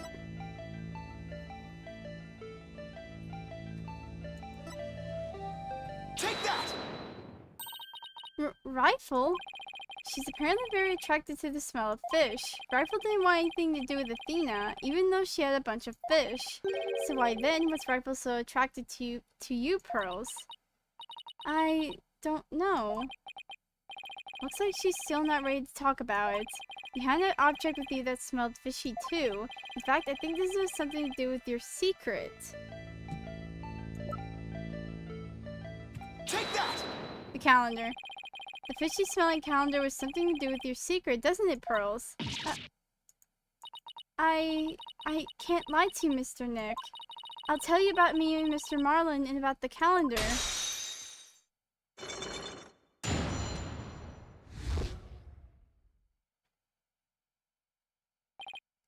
It was only one lock, but it sure took some work.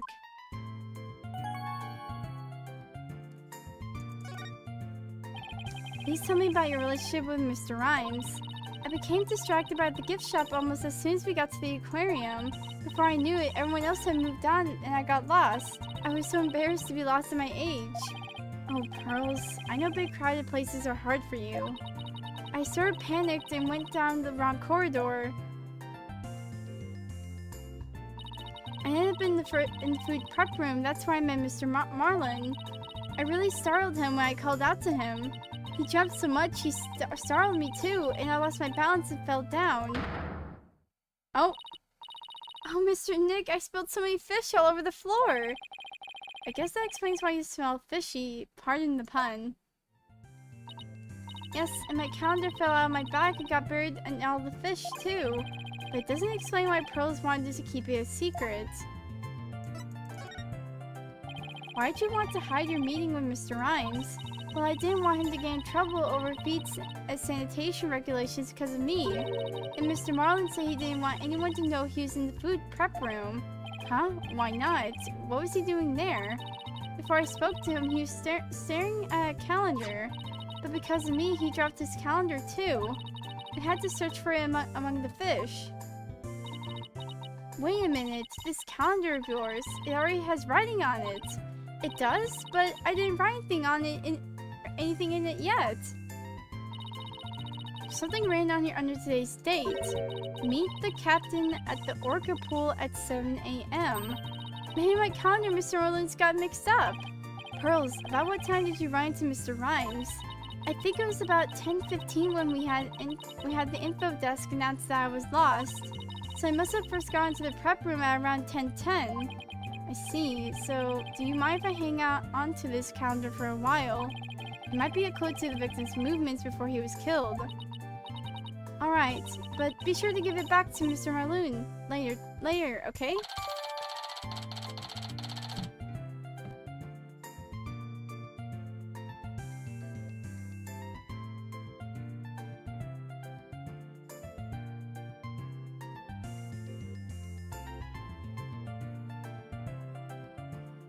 I keep calling Marloon. I'm like, it's Marlin! Marlin! Good. Now maybe I'm ready to remove Miss, the Plume Cyclops too. Wait, I want to present my badge. I have to do this. I'm so happy I get to be a lawyer again, Mr. Nick. Thanks. I let our friends know I was back too. I wish we could all get together. It's been quite a while. Maybe we should throw you a surprise party to celebrate your comeback. That would be really nice. But if you tell me about it, it won't be a surprise, you know. Oh, but we could spring down to it after you had forgotten. It still surprise you.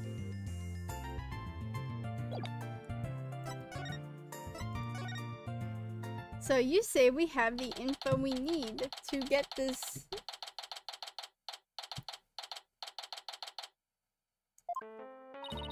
You people again, you're becoming quite the nuisance. If that veterinarian won't come out, and I might just have to give up and leave. Veterinarian? Isn't that Dr. Crab Mr. Rhymes was talking about? You were correct. He likes to shut himself up in that back room there and won't come out. I don't think he's even in there today, so I'm about ready to go home. She sure seems to know a lot about the workings of this aquarium. Maybe a little something about the incident this morning too. Mr. Wright, this is no time to be standing there thinking to yourself. It's time to put your psychedelic clock skills to work and uncover her secret. That's Psych-Lock, Athena. Psych-Lock.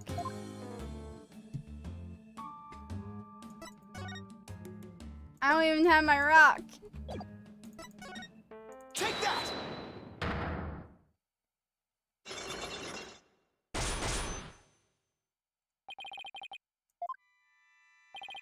Mr. Plume, I want you to tell me the secret you're hiding. I'll do nothing of the sort. It would mean breaking my promise. I don't know who you made this promise to, but you will tell me. You're not an aquarium employee, and yet you are here after the place has closed. That must mean you're connected to the incident involving the owner somehow. Oh, I didn't know anything about any incident involving the owner. No, I think you do. I have piece of evidence here that suggests you do know something. Take that! According to Detective Fulbright, this shows the orca attacking the victim. And the person in this footage is wearing an outfit just like yours, Mr. Plume. Oh, I suppose there's no hiding this bombshell figure, is there? Yes, it is I. And I think I can guess why you're here at the aquarium. You aren't simply a visitor to the aquarium. What you really are is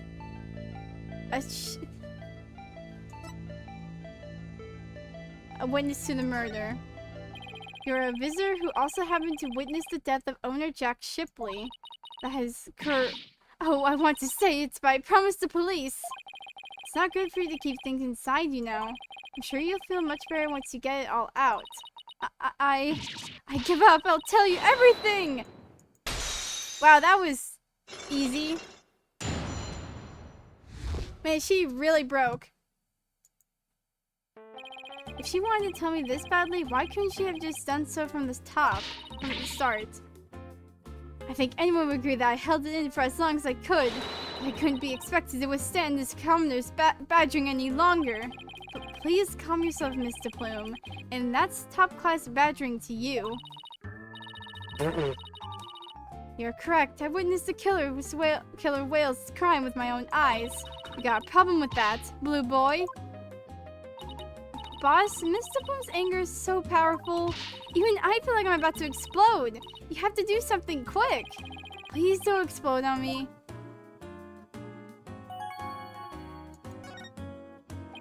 Could you start with telling me what you saw? I witnessed the very moment the killer whale attacked the victim. I tell the police what I saw as well. I'm the sort of person who simply can't rest until the truth is known. So both Mr. Plume's statement and the footage points to Orla's guilt. Pardon me, but you seem pretty pleased that you witnessed this incident. What? Pleased? Shame on you! Are you implying that I am happy about an innocent man's death? No, of course not. I just don't get the sense that you were afraid of Orla. It's more like you were interested in her. Are you? You know, I wasn't sure, but I was thinking that maybe... Are you perhaps one of my fans? Is that how you knew? I'm the non-fiction writer, Norma de Plume. Oh, that Norma de Plume? So, big fan, huh? No, I've never even heard of her. Well, now that you figured me out, there's no sense in trying to hide who I am, I suppose. Talking to fans is part of the writer's duty, after all. But I'm not a fan, I tell you.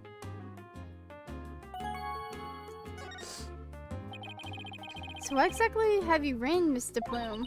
Oh my, you mean to say you truly aren't familiar with my work? I write the truth. I take great pride in my craft, you know. I've even gathered information on Orla, the killer whale, for a year now. I've been very worried about Orla's violent tendencies, and today my concern has proven to be well justified. Orla isn't violent. She's a sweet and gentle soul. Oh, the moment you let your guard down with that killer whale, chomp! Shipshape Aquarium has always denied the killer whale's violent streak, but it has been rumored to attack people. But rumors are just rumors, they aren't necessarily true. Yes, I realize that, but I only write the truth. That is why I've questioned the owner directly. He refused to allow my research, and he even had the audacity to say to me, "You're nothing but a nuisance coming here day after day. Don't ever come back again." Sounds like her research was a bit too much to take. But then, how'd you get in here if you've been blacklisted? I have my methods. This lady is shameless. We won't let you speak badly of Orla. We're going to defend her. I'm only saying what I saw with my very own eyes. I came to the aquarium today to observe the killer whale. But on my way to that thing's tank, I heard its cries. You can hear Orla from the visitors' corridor. There are speakers there in the corridor up near the ceiling. Apparently that speaker's there so visitors can hear the killer whale's sounds. In any case, as I approached the killer whale's tank, I heard its cries. And when I arrived, I saw something terrifying. What did you see? The killer whale stealing the swashbuckler spectacular hat the owner was wearing. And in the moment it bit him and shook him mercilessly to death within its jaws. What? Orla bit the owner to death? And just as we trust, so I take Mr. Plume's has just finished telling you what she saw. Detective Fulbright, I guess you've already heard it too. Yep, when we took her statement earlier. As you heard, I'm afraid the accidental death is really the only thing it could be. Yes, and a dangerous creature like that cannot be allowed to harm anyone ever again. But she's not dangerous. Sorry, but the prosecutor's office said the case didn't have enough merit to go to trial. There was one prosecutor, though, who expressed an interest in the case. Really? Then can we have that prosecutor take a look at the investigation reports? Unfortunately, I doubt even he'd take an action without evidence of a homicide. Look, I understand how you feel, Mr. Lawyer, but maybe you should just give up on this one.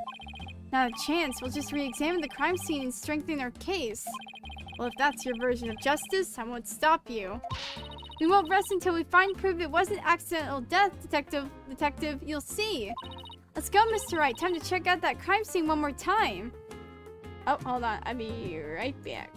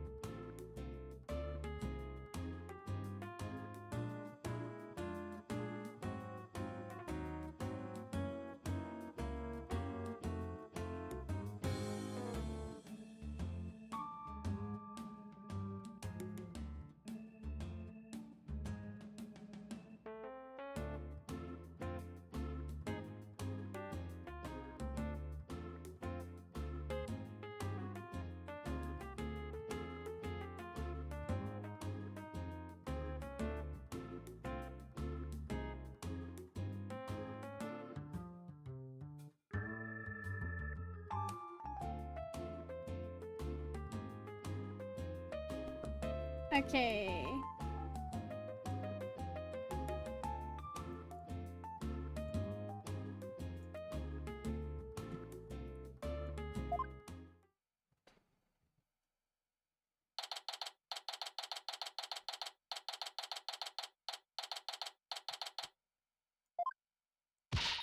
All right then. Let's start re-examination pronto.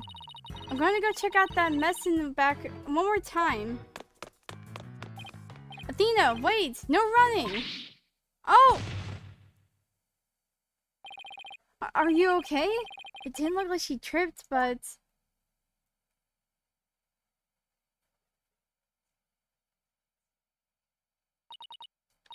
I slipped. Oh! Huh? Orla, what is it, girl?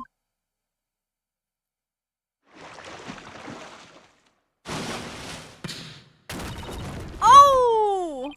Athena, are you alright? She crashed into all that stuff behind her. I tried to get out of the way, but all I did was slip and fall again. That was a pretty amazing wipeout. Are you hurt? I'm okay. But why did Orla spike that ball at me? After all the fish I gave her, I thought she liked me. Maybe she thought you were the main entry. Very funny, boss. In any case, let's get the ball back to Orla. Oh! Huh? Looks like everything got shifted around when I fell on it. Hey, you're right. There were things now that we couldn't see before. Like another ball. I guess Orla really likes them. Look, there's something new by the outline of the body too. You better take a good look around. We can let me keep it right there? Okay, fine. So... Oh no, that child is hurt! What? Call an ambulance! Hey, it's just a dummy. It is? Oh, I mean, of course it is! I was just testing your response to emergency. Well, I guess we just found out that you don't bluff well under pressure. I guess I'll just have to keep practicing then. I wonder what the dummy is for anyway. Well, we use it to train Orla.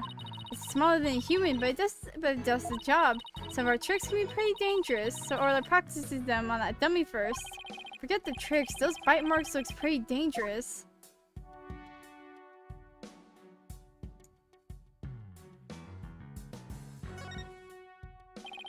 There's a broken sword here. The tip of the blade is missing. Guess it just broke off. Don't tell me it happened when Athena fell over. You better not be trying to pin the blame on me, boss! What? No, of course not. No use trying to hide it. It's written all over your face. Besides, the broken part isn't even here. How could it have been my fault? You better watch what I think or I'll get every little thing thrown back in my face. Oh, this is a missing tentacle. Looks like we just found that giant octopus prop's missing leg. Wow, I bet you could get a whole lot of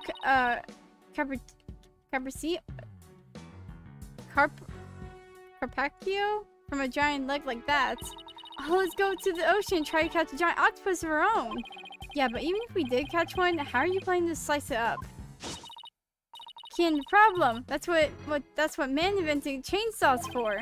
I've never seen anyone so heck-bent on chopping down some giant octopus. I doubt we could catch one that big anywhere near the shore anyway. The more roadblocks you throw up, the more I want to do it, you know. Oh, I can't wait to get started. It would appear that our Operation Discourage Insanity has backfired.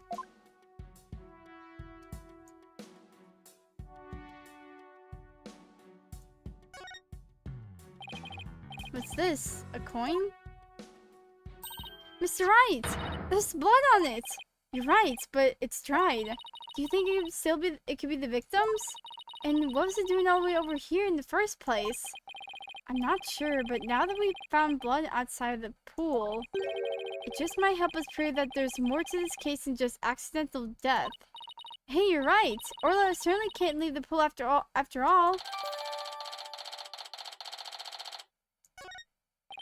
As Speaking of coins, take a look at all this. There are a few coins around the body here too. Right, boss, but where do they go? They aren't here anymore. You don't think somebody picked them up, do you?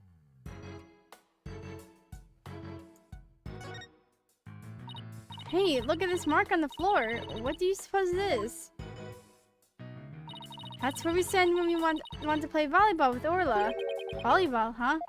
Yeah, if we stand there, she'll spike the ball right at us.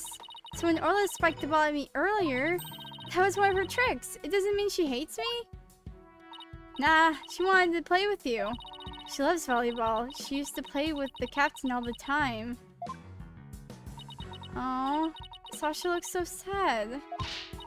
Okay, time to snap out of it. This is no time to be all dejected and mopey like a blobfish. That's right. Time to put on a smile and stay strong, right? What's a blobfish? Or do I not want to know?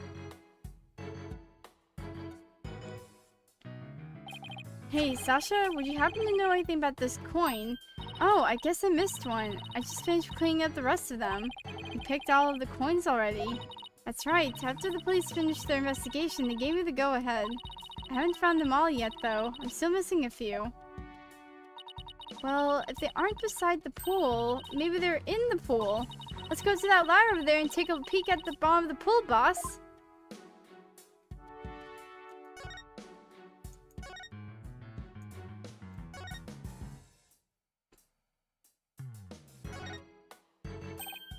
Look, I think I see something at the bottom of the pool. I knew it! Want me to go down and check?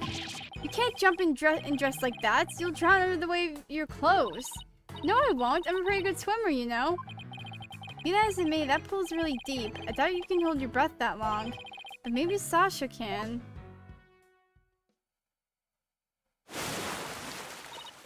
Woo! Phoenix, look at all these coins I found at the bottom. Thanks, Sasha. So there really were more of them down there, huh? We seem to be finding them all over. I wonder how many there were all together. Including the ones I put away, there are 300 of them.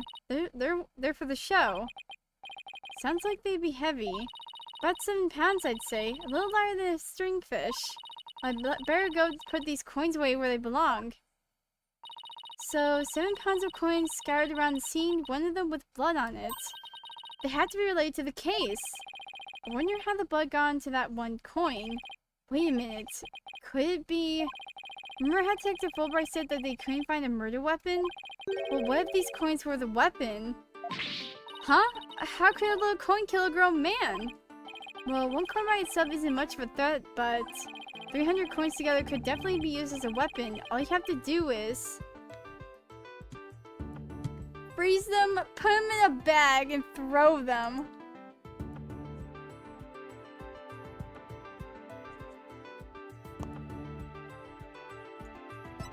Put them in a bag. If you put 7 pounds of coins in a bag and swung it at somebody, it would make a pretty formidable blunt instrument, wouldn't it? It would explain how blood got onto this coin. Oh, I get it. If that bag of coins is a weapon, then we can use it to prove Orla's innocence.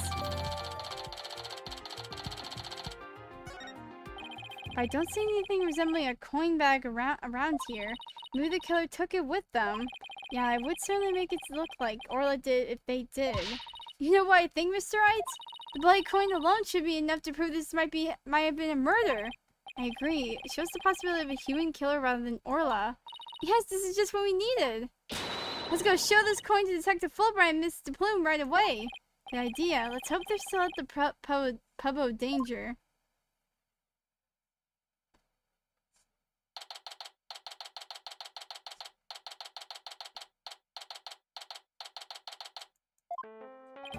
Oh, you're back. So did you find anything?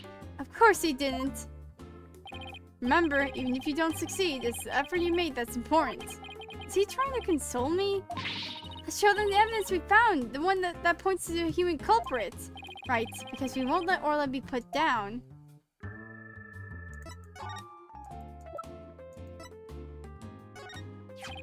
Let's take a look at this blood-stained coin. Cease and desist at once! What kind of man shows a lady blood? She doesn't have to get so worked up. What are you terrorizing this lady with? Come on now, let's see it. We found this coin beside the orca pool. We did see a large number of coins besides the pool, but none with blood on it.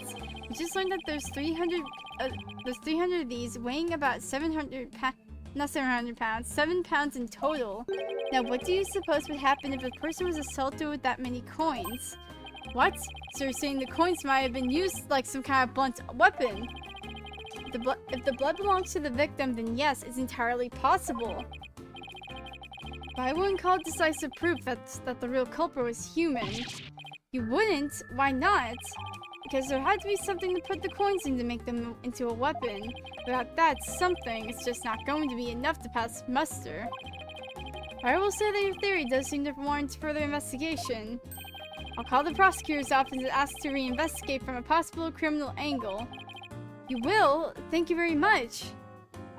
I really hope Detective Fulbright can convince them.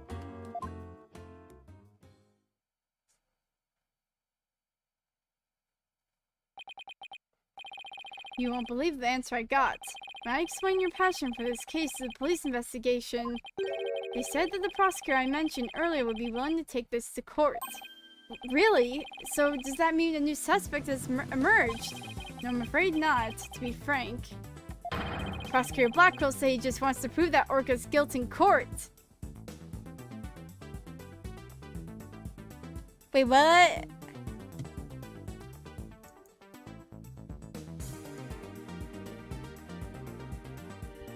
Is he more crazy than I am? What? It's Prosecutor Blackwell that wants to prosecute Orla. That's fine, Detective. Thanks for arranging this for us. Well, I must say you're taking this rather calmly. Defending Orla in court was my idea from the start, and I'll do whatever it takes to save her. In that case, I'll do whatever I can as well to see that justice is served. Mr. Plume, will you be a witness for the prosecution?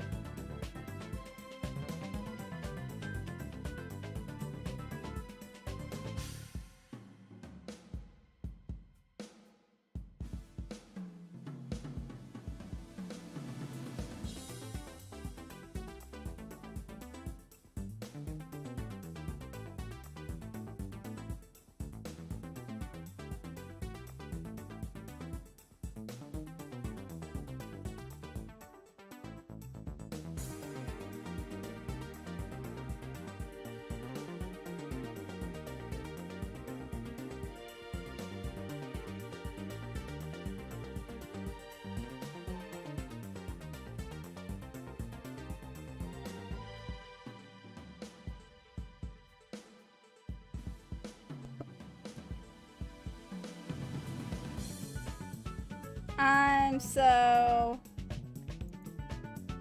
done with this. The frick you mean?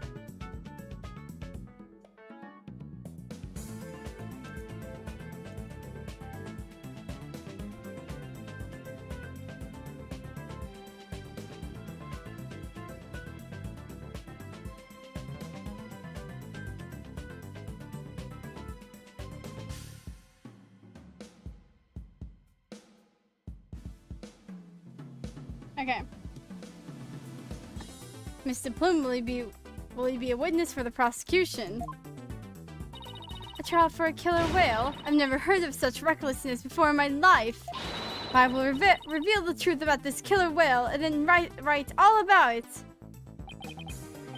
Sounds like a plan. Now, if you'll just come along with me, we have to prepare for tomorrow, and I still have to arrange for an autopsy.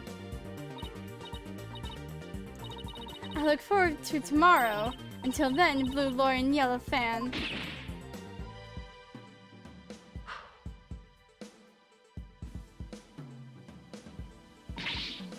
I am not a fan! Well, at least we can manage to get the case to go to trial. Yeah, at least. Why is Black... Okay. But how in the world do we defend Orca in court anyway? To be honest, I'm not really sure myself. Plus, Mr. Plume said that Orla did bit the victim. This trial sure isn't going to be easy. I love a challenge. And we ought to be just fine. Guess I should go over to that swashbuckler spectacular you were watching this morning. Yeah, we can have a formal viewing back at the office. There's nothing decisive against Orla and the security tape, but that doesn't mean much. I'll just have to find a more concrete way to save Orla at tomorrow's trial, or else.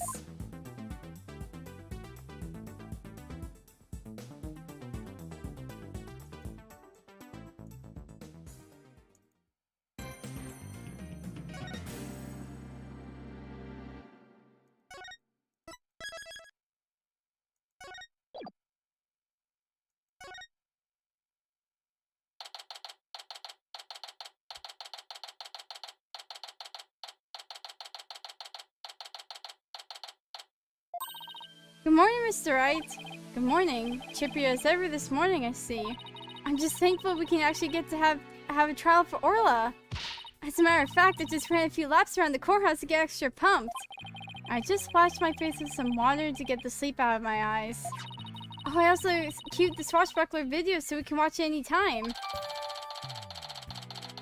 Oh, okay. Thanks, it just might help our case. By the way, you have some serious dark circles. Did you stay up late watching this? What? Me? No, I just woke up early, that's all. I guess I need to cover them up. I can't rage on enough as it is by Prosecutor Blackquill. Speaking of being pumped, I'm pretty fired up for this trial too. It's been a while. That explains why your hair is spikier than usual. I mean, look at it. It's all super pokey and prickly and stuff. It's amazing. That was a compliment, right? Good luck, Mr. Nick. I'll be cheering you from the gallery. Thanks, Pearls. It's been so long, I'm actually a little nervous. Good morning, Mr. Lawyer. Oh, Mr. Rhymes, you came to watch the trial. Yeah, Sasha is back at the aquarium with the orca, so I thought I'd better come here to watch for her. Well, don't you worry, we're going to win for Orla. Isn't that right, boss? Right, one unprecedented trial coming right up.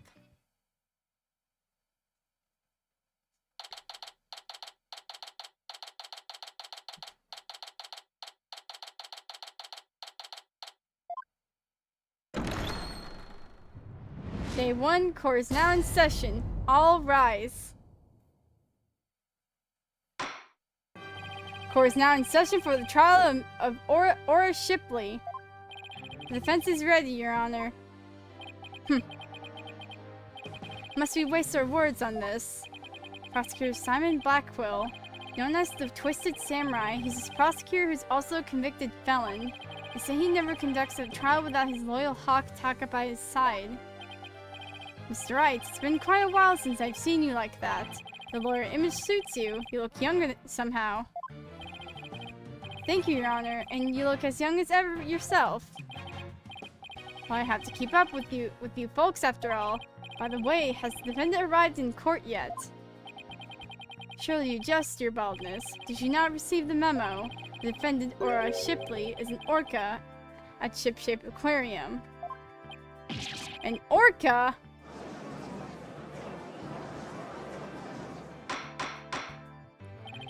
Arrangements for this trial were made only yesterday, so I didn't have time to review. When orca is the defendant, it's penalty absurd.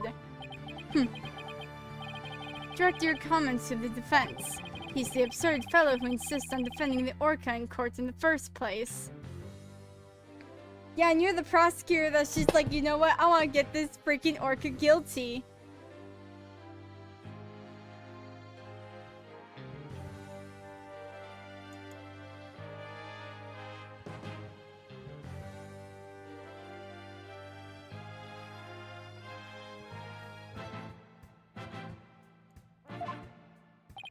Absurd or not, I will carry out my duty to defend my client.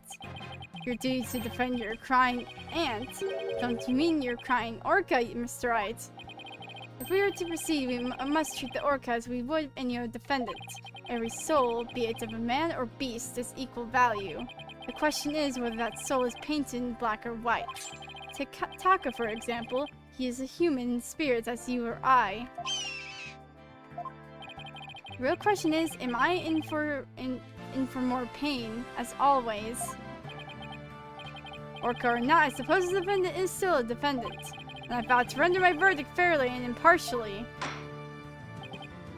Now then, Prosecutor Blackwell, your opening statement, if you would. I suppose I can hardly leave it to someone who knew nothing of the defendant. Very well, listen carefully. The orca murdered the owner of Ship-Shaped Aquarium in the aquarium's orca pool. The orca apparently toyed with the victim mercilessly as he died. The sadistic orca, what a chilling thought. And where exactly is this defendant now? Inside this. Cell phone, Prosecutor Blackwell. Time marches on, your baldness, with or without us. I borrowed this TV phone from the aquarium, which will allow us to interact with the orca. A TV phone? Very well, the court accepts this into evidence. We'll be able to view the defendant in question on this large monitor. Wright, prepare for transmission. You've got it, Prosecutor Blackwell.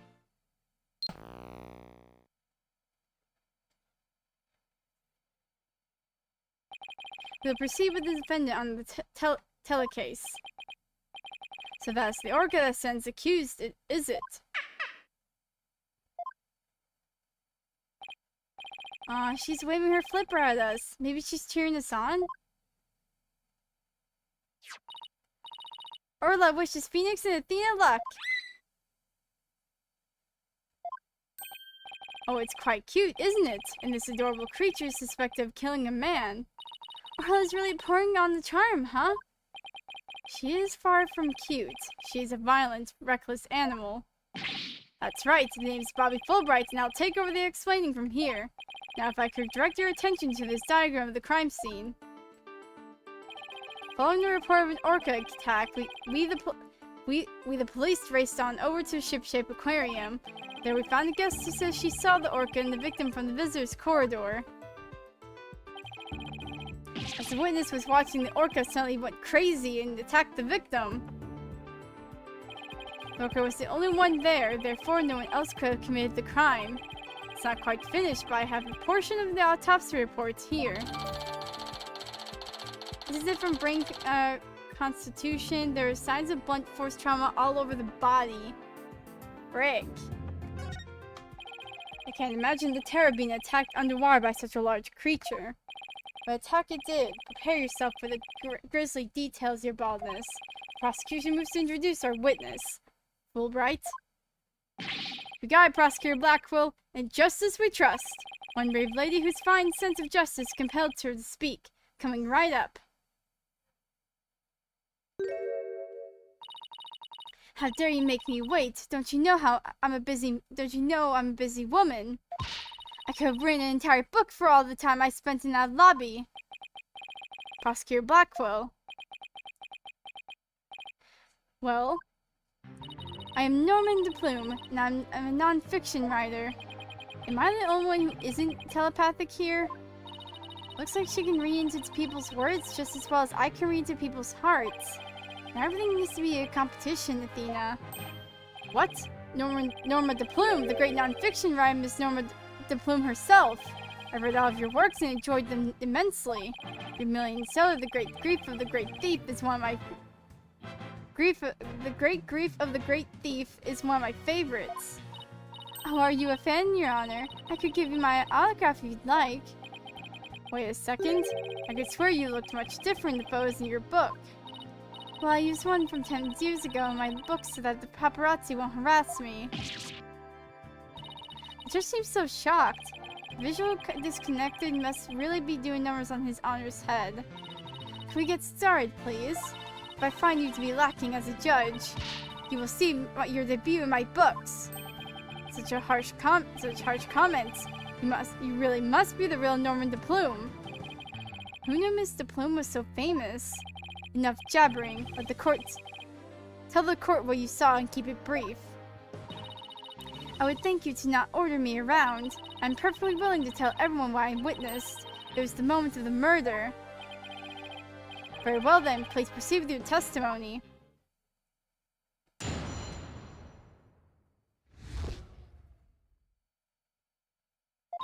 I went to Shipshape Aquarium to see the killer whale. As I was watching the killer whale from the visitor's corridor, it suddenly went crazy. I saw the killer whale bite the victim to death with its huge mouth and deadly teeth.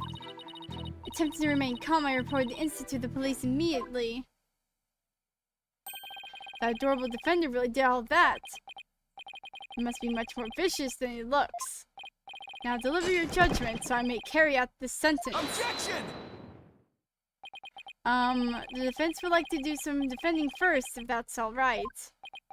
Must you drag this out with your tomfoolery? Hold it! The defense always has the right to cross-examine the witness, you know. A fellow inmate told me just this morning.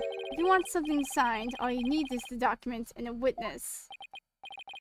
Let me guess, they were convicted for contract fraud, right? All we need in this case is the evidence and a witness to convict. It's as simple as that. Looks like I guessed right. Sorry, but as Miss Sykes said, the defense has every right to cross-examine. Isn't that correct, Your Honor? Yes, of course. You may proceed with your cross-examination, Mr. Wright. I shall relish the sight of you thrashing around in vain.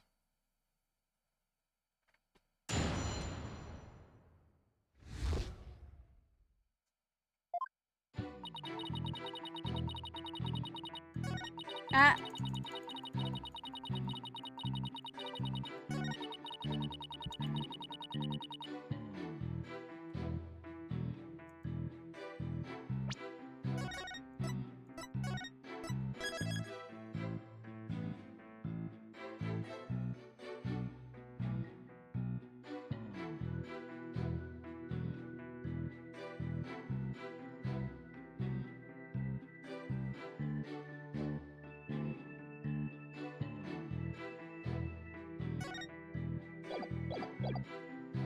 Hold it! Why'd you want to see the orca? Well, it is the feature attraction of the aquarium after all. Why waste energy on such tripe? There's but one attraction in Shipshape Aquarium that is worth anyone's time. And that is the penguins. Isn't that right, Taka, my friend? Alrighty then, I guess Prosecutor Blackwell is for the birds. I guess I should jot that down. Note to self, Prosecutor Blackwell is on Team Rifle. Oh, I got an achievement for that! Birds on the brain. And so you went to see the orca in its tank. Yes, that's right.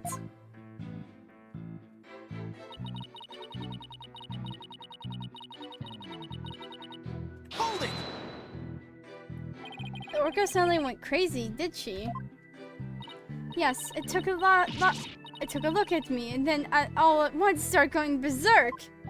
Did she do anything to make her angry? I did nothing more than simply glare at it from the visitor's corridor. She glared at Orla, and that's what caused her to go berserk. Objection! The reason the defendant went mad is not the issue here, only what she did once she entered that state. In any case, the killer whale began behaving wildly in front of my very eyes, and then I saw the killer whale bite the victim to death with his huge mouth and deadly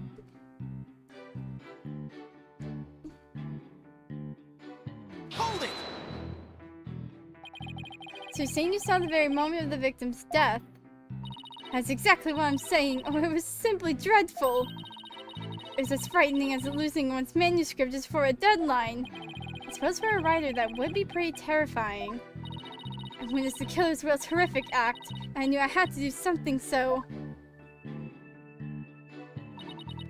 To remain calm, wait. Oh, wait! No, I know. Okay, I know what to do. Where's the autopsy reports? Oh, wait, can I see this? Oh, wait.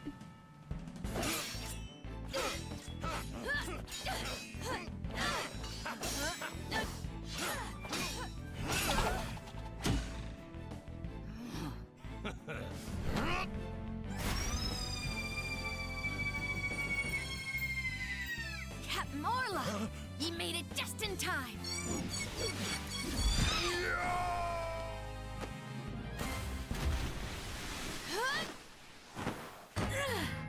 We be pirates, we love to sail the seven seas. Just a bunch of scallywags who are as free can be.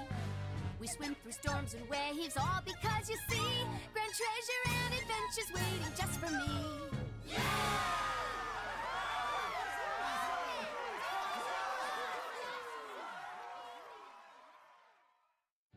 Huh.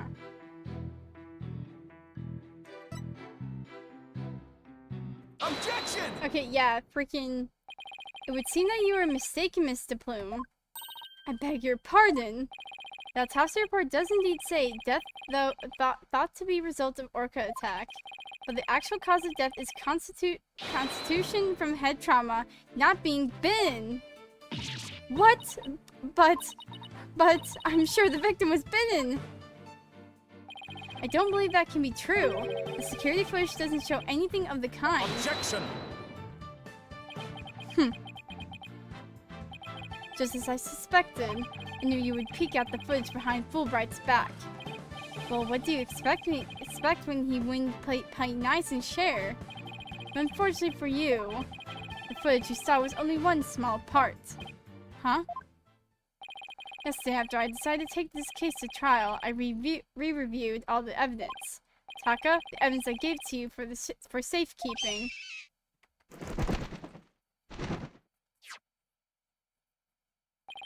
Guess that hawk is higher up on the pecking order than Fulbright and Blackwell's book.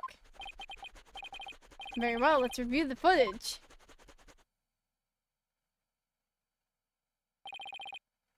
What's this? The orca is biting the victim!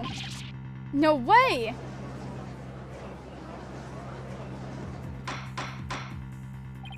I have to say this appears to be very darning evidence.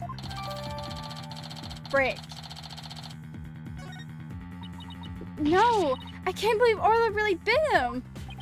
And there's more. Look at this. This photograph was taken while the body was being examined. And there seems to be a strange bruise on the victim's right wrist. I'll have the crime lab examine the bruise and calculate its relevance to the case at hand. What's important right now is the evidence that points to the orca as the killer. Look at the left side of the body. See the orca's tooth marks in the victim's clothes. Yes, they do appear suggesting that she did in fact bite the victim. Okay. I told you so! And then the killer whale swam up towards the surface of the victim in its mouth. Objection! However, in the autopsy report, the cause of death is constitution from head trauma. Objection! You are much too impetuous, Wright Dono. Granted, the orca biting the victim was not the cause of death. The witness was mistaken about that. Then what explanation is there for what the witness saw? Did I not say in the beginning? The orca toyed with the victim mercilessly. My goodness! After killing the victim, the defendant swam around with his dead body in her mouth. Just like any other predator toying with its prey.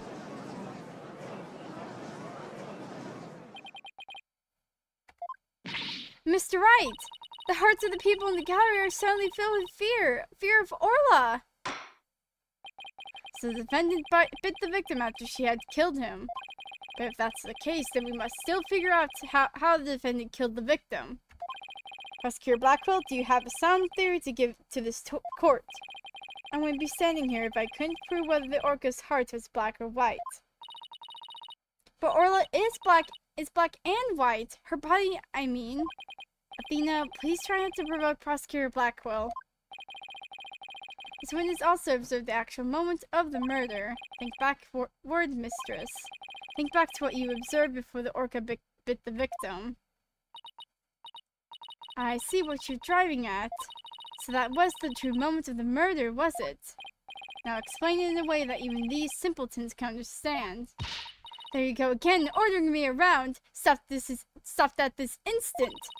But whatever, I don't mind telling my story. I saw the killer whale before it toyed with the body as well. I saw it the moment it killed the victim by headbutting him.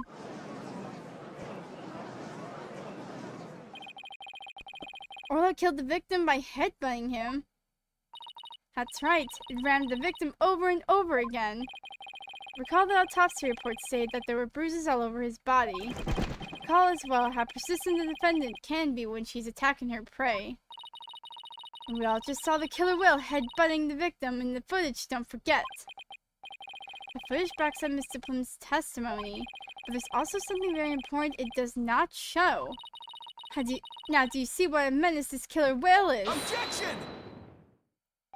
I'm sorry, but I can't allow your testimony to stand unchallenged. Looking at this photo, the orca certainly seems to be headbutting something. But you'll note that something is not the victim. What the? What? What? What just happened?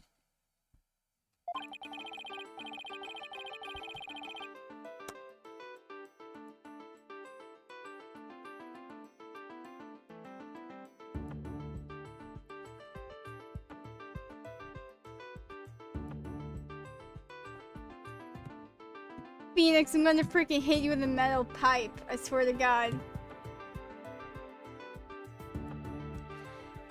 Even if it was the victim, you couldn't have been him from where you couldn't have seen him from where you were, could you? What? Oh, well, I suppose not. Mr. Plume, did you actually witness the victim getting headbutted by the defendant? Let's see. Oh, I remember now. As I recall, a rock in the shape of a skull was distracting my view. Sorry, you admitted that you couldn't see the victim. Yes, I suppose I am. However, immediately after the headbutting, the victim came floating up. He came up from behind the skull-shaped rock. His body was all limp. What else could I think of except that the killer whale is headbutting the victim? Objection! But if you didn't actually see the moment of the attack itself, then it's pure conjecture. Objection! Must I do everything around here? How dare you speak so rudely to me? There's no need for hysterics. Clear your mind and recall how you reached your conclusion. Though you couldn't see what the orca was attacking, you didn't need to, did you? Because you knew she was behaving exactly as she had only 1 year prior. Oh! 1 year ago? That's right. Yes, that's it. That's how I knew the killer whale was headbutting the victim. I'm sorry, but could someone explain exactly what happened a year ago? If you must know, a very similar incident occurred only last year in which the defendant murdered her trainer. What? The orca murdered her trainer, you say? What? Is it really true? This is not looking good for us. It's all in this book. That book. The Killer Whale. That's Mr. Plume's latest work. I was just thinking of picking that up. A non-fiction book by Norma de Plume is about the case from last year.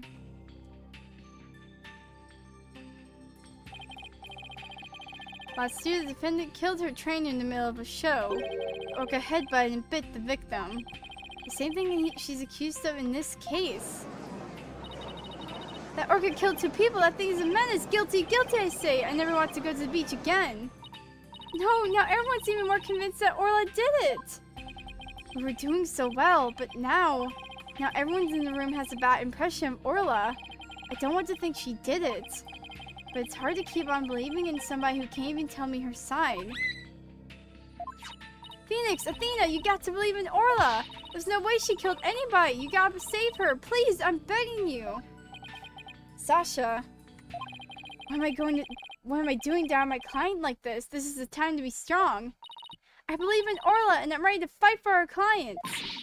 I'll take everybody in this courtroom on if I have to.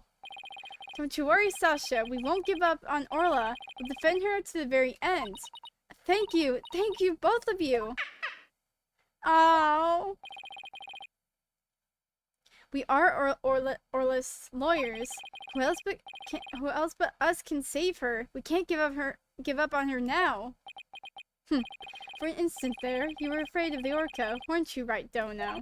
When you saw the photograph of the victim from a year ago, you turned paler than me. You saw right through me.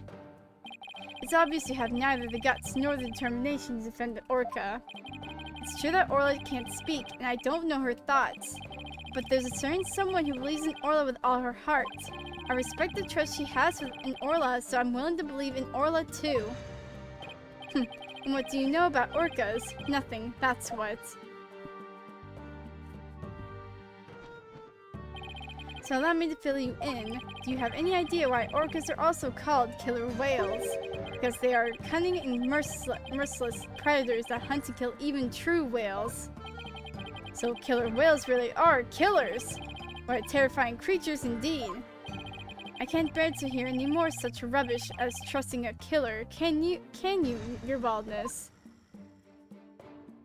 No matter what you say, I will continue to believe. I don't give up on that easily, you know. Dullard, you don't know when to give up, do you? Very well. I shall give you a chance to prove just how determined you are. Witness, spare no quarter and lay the full truth to them. But of course, that is what I do after all. Prosecutor Blackwell, what will you have the witness testify about? I shall have her testify about what she saw and what she heard. What she heard? Very well, Mr. Plume, please tell the court what you saw and what you heard.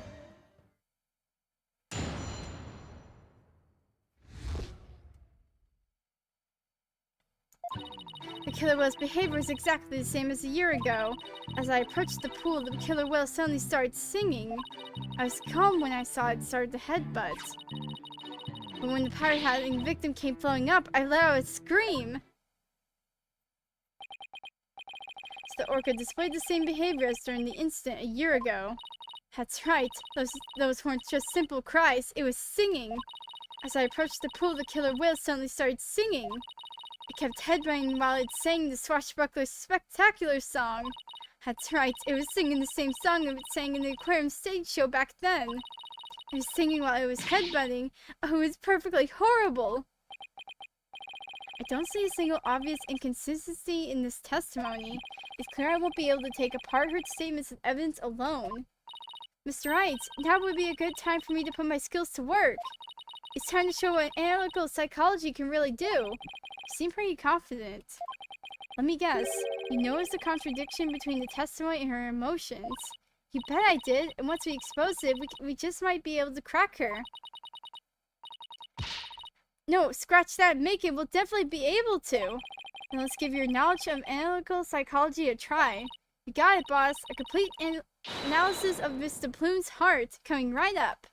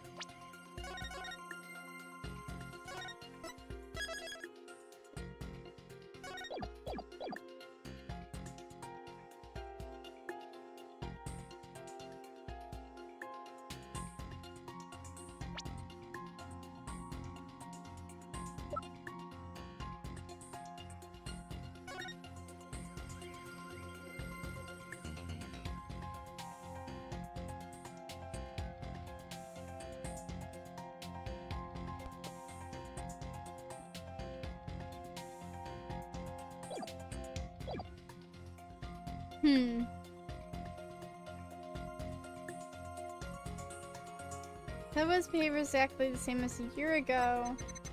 As I approached the pool, the killer whale suddenly started singing. I was calm when I saw it started to headbutt. When the pirate hat and victim came floating up, I let out a scream. Wait.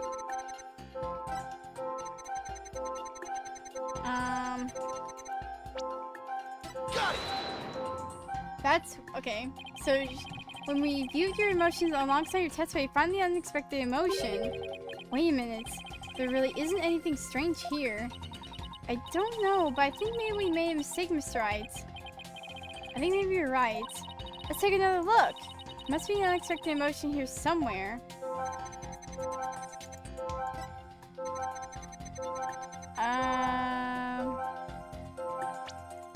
Oh wait, maybe this one? Okay, yeah, because the sadness one is just what's getting me. Mr. Plume, Orla really frightened you with her headbutting, didn't she? Don't be absurd, I certainly was not frightened by the likes of any killer whale. It must have been something else that scared her vent boss. However, I do remember being very afraid for some reason while I was doing that. It sounds like maybe you saw something we haven't discussed yet. Take your time and try to remember what it was. What did you see? This is practically turning into a counseling session. I saw something. I saw something. Oh, I remember now. Okay, good. Now if you could please tell the court what you saw. I saw bright red blood. The killer whale's ramming caused the victim to bleed. There was a great cloud of blood. What? Yes, that's it. That's why I was so sure. That's why I knew the killer whale had killed a person for a second time. Well, that was a very compelling statement indeed. Look at this again. There does appear to be something that could be a cloud of blood. So her terrorist reaction to blood, was it? That would certainly explain what happened to yesterday. Let's take a look at this bloodstained coin. Cease and desist at once. What kind of man serves the lady blood? She doesn't have to get so worked up.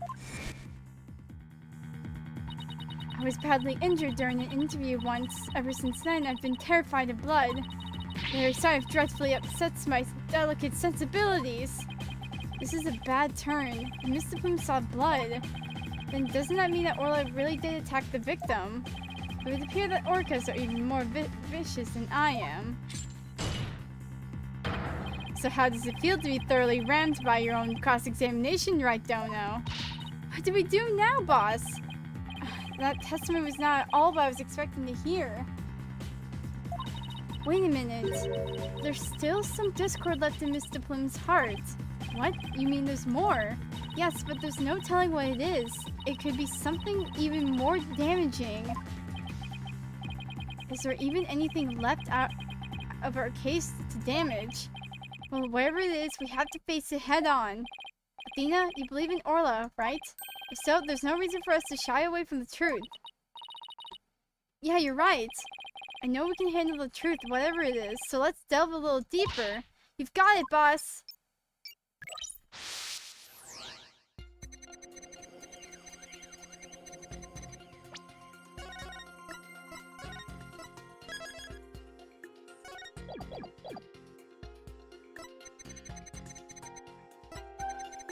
The killer whale suddenly started singing.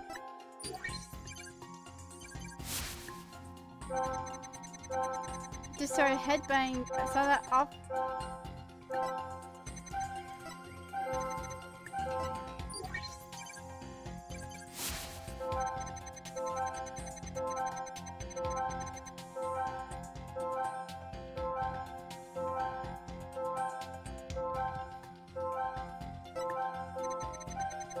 Okay, so now this is where we...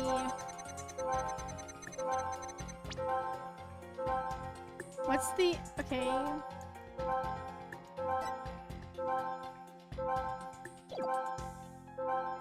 Hmm.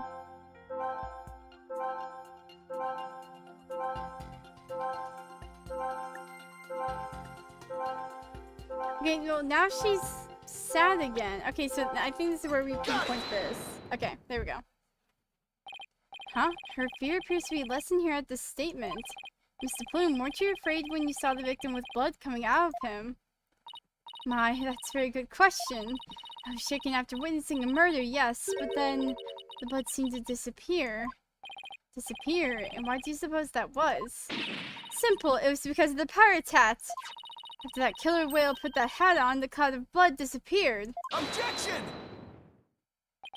And how exactly does that work? How should I know? I'm just telling you what I remember, Blue Boy. Wait a minute.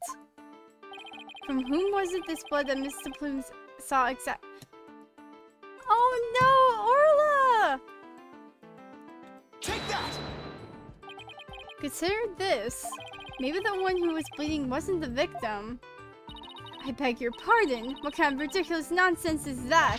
There was no one else in that pool besides the victim. Well, I wouldn't say there was no one else. It is an orca pool after all. What?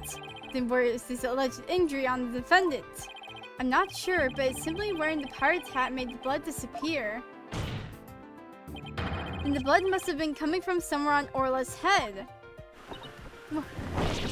What? Orca's head? What are you prattling on about now? Please think about it again, Mr. Plume. Think about when you what you really saw. That is, the one who was bleeding was not the victim, but the killer whale. I remember now. There wasn't any blood coming from the victim after all.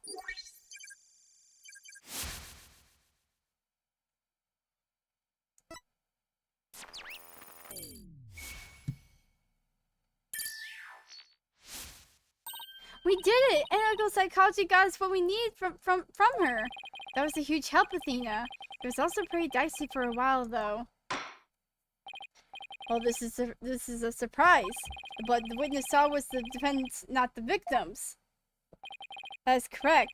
And since there was no blood coming from the victim, there's only one thing we can conclude. That what Mr. Plume witnessed was not the motive of the murder as she claims.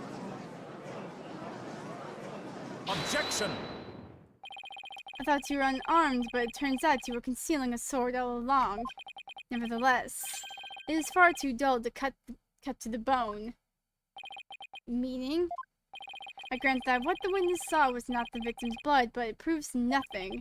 After all, being rammed doesn't always result in a wound that bleeds, does it? Death from internal hemorrhaging is also a possibility. He has a point there. If you wish to challenge me to a duel, you'll need a sharper blade than that, right, Dono? I demand evidence that proves the witness did not see the moment of the murder. There must be something. Think, Phoenix.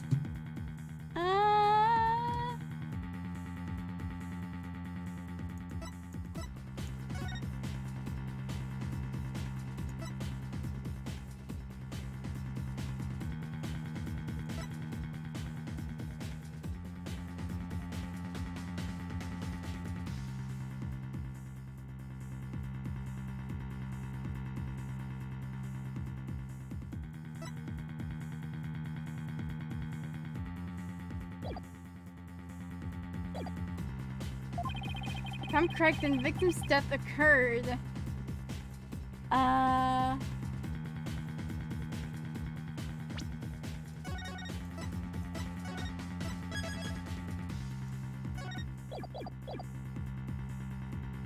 Maybe before?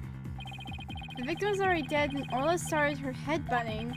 Then that would mean he died sometime before Mr. Plume was watching her. The events Mr. Plume witnessed took place around 10 a.m. I must have something that could tell us about what happened before 10 a.m. 8 a.m.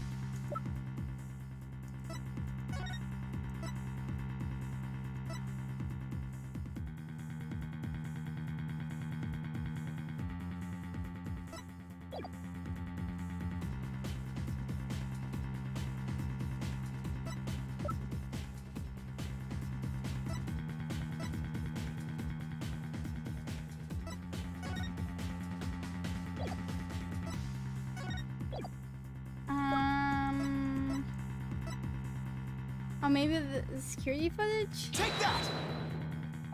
We've only seen the footage from 10:09 to 10:10 a.m., which means there's still footage going further back that we need to check. Your Honor, I request that all of the security footage be played for the court. All of the footage. Mr. Plume witnessed a cloud of blood at around 10:10 a.m. I believe that the victim was already dead by that time. So your assertion is that the murder took place before Mr. Plume arrived. Exactly. The security camera footage starts at 10 o'clock a.m. when the aquarium opened. And I believe there is a vital evidence in the 10 minutes before. You are quite the gambling man, Wright Dono. Are you honestly willing to risk everything on those mere 10 minutes? I've been on similar chances before, but when he puts it that way... Hold it! My boss is no coward, Prosecutor Blackwell, so I suggest you get ready to eat humble pie. Uh-oh, I can't back down now. Well, if the defense is that confident in its importance. Prosecutor Blackwell, the security footage. Fool, Wright. Roger, I have the rest of the security footage right here. Very well, please play it for the court. Please have something for me. This is what it looked like at 10:10 a.m. The witness can be seen here. Alright, I'll just back the footage up to the beginning now.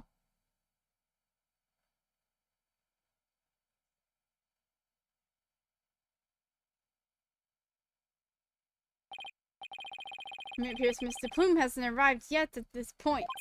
Now to see if I can find something from before this point in time.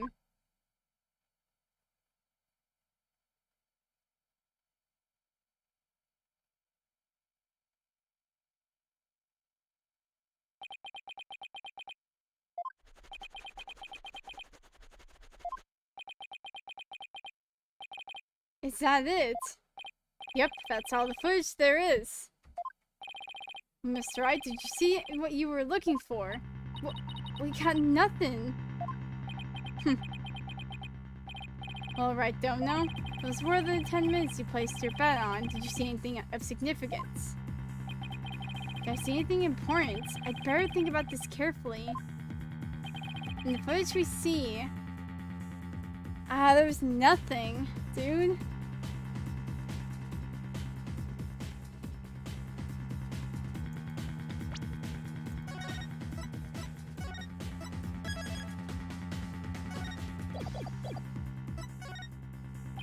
We can see nothing of importance in that footage. Just as I thought. You're right about that. That section was completely meaningless. It didn't show a thing, that's why I didn't submit it as evidence. Objection! No, it's just the opposite. Huh? What do you mean by that? In this 10 minutes of footage, something important that should be there isn't there.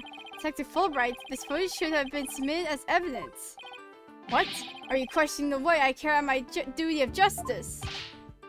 Mr. Wright, explain yourself, please. What is this important thing that you say should be in the footage but isn't?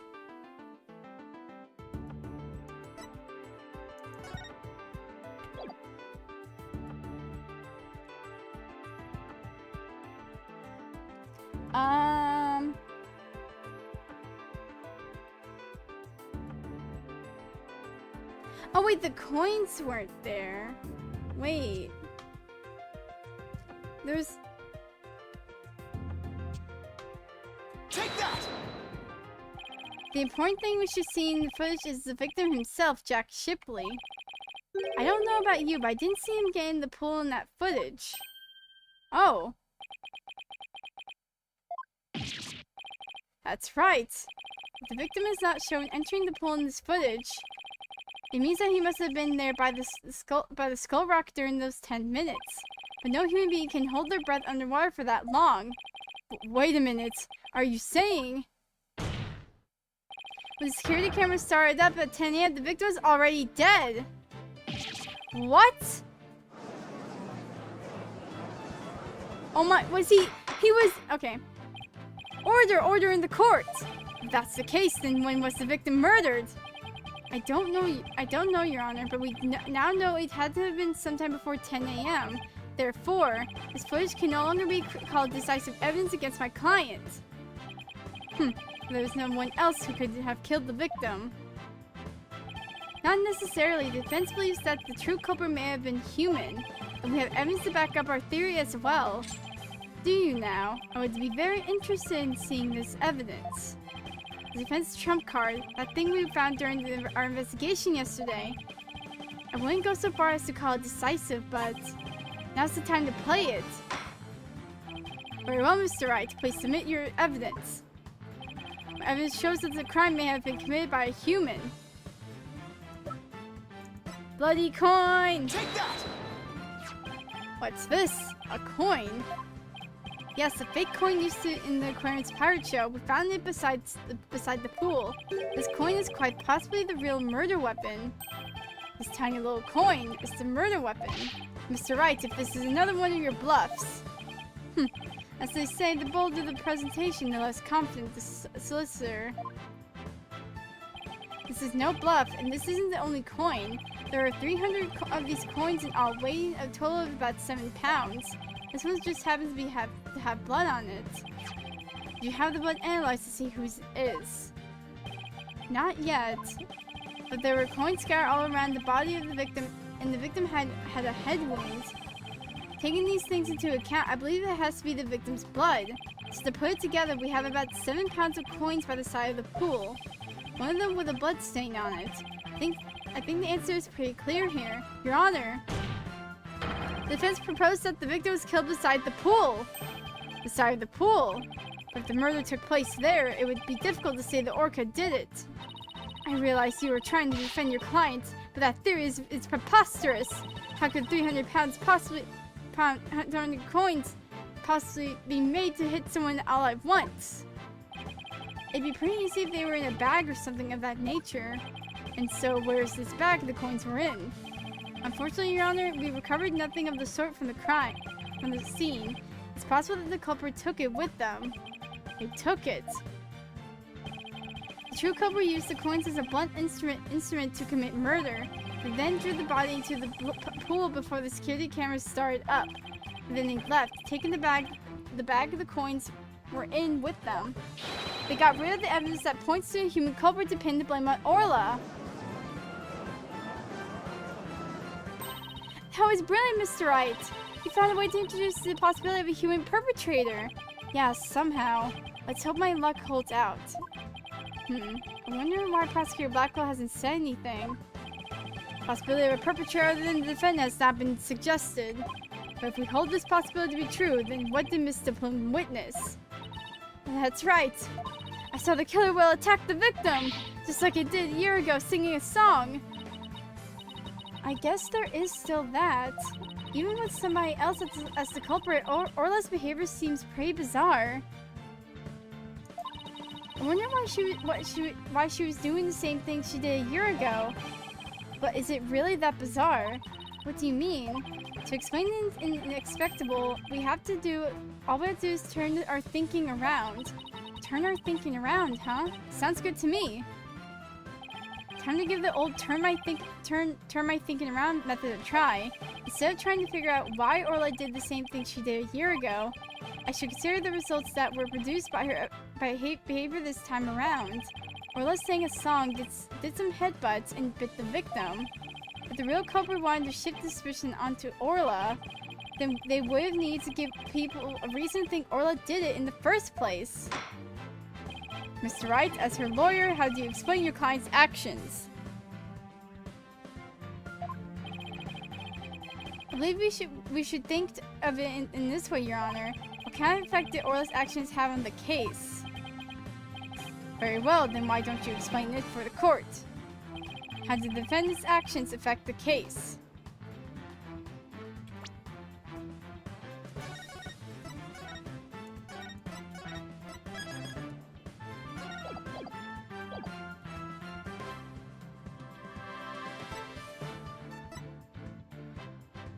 Oh wait, maybe it's because like it created like a witness because they killed the victim. Yeah, not that. Well, we already know that. Maybe to create a witness if it was a human perpetrator. Mr. Plume focused her attention on the orca pool because she heard the song. The orca's acts of singing a song created a witness. Created a witness? Isn't it possible that fabricating a witness was the real culprit's true intention? After all, Mr. Plume witnessed two things. She saw Orla headbutt something over and over, and she saw the orca bite the victim.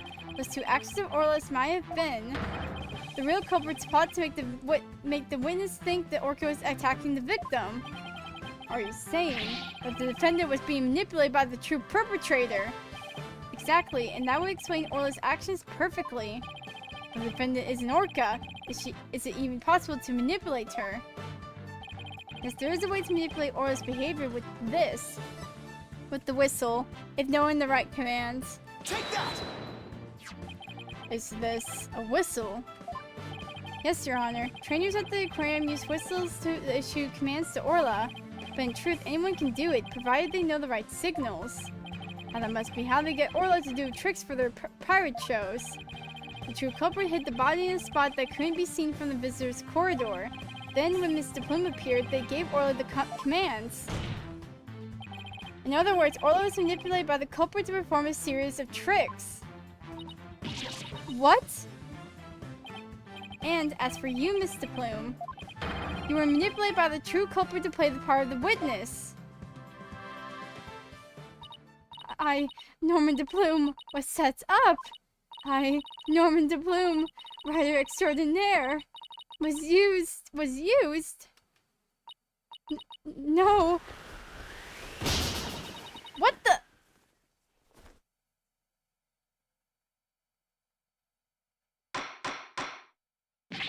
Mr. Plume, please do something about your attire.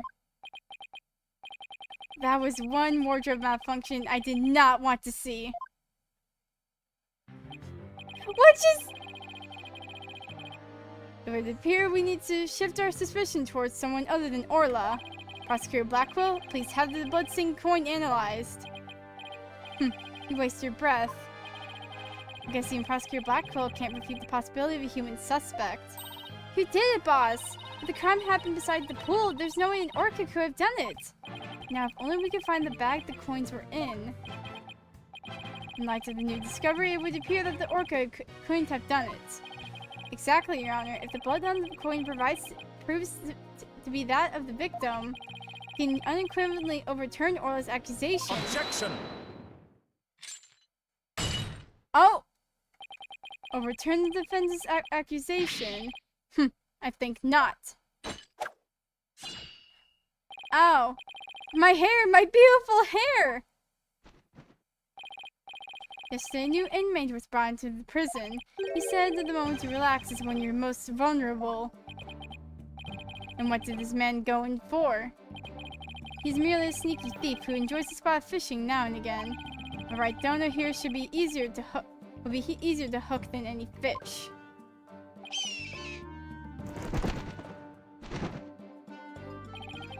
The hawk sure does love the judge's head.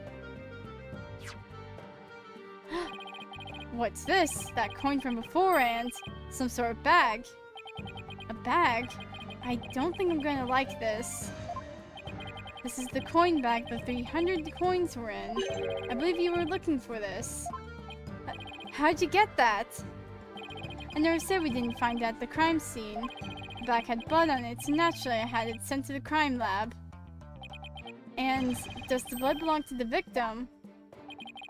It does indeed, so does the blood on the coin.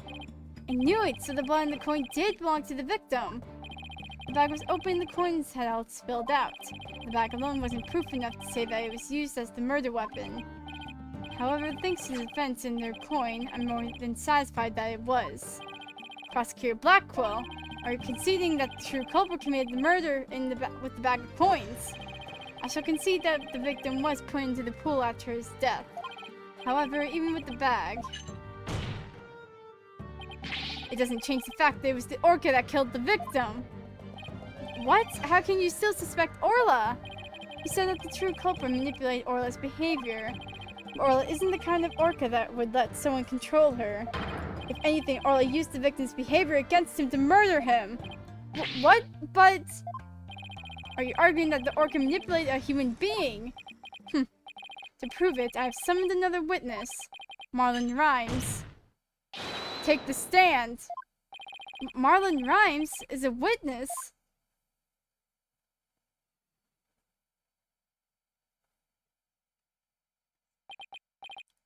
Well, don't just stand there, state your name.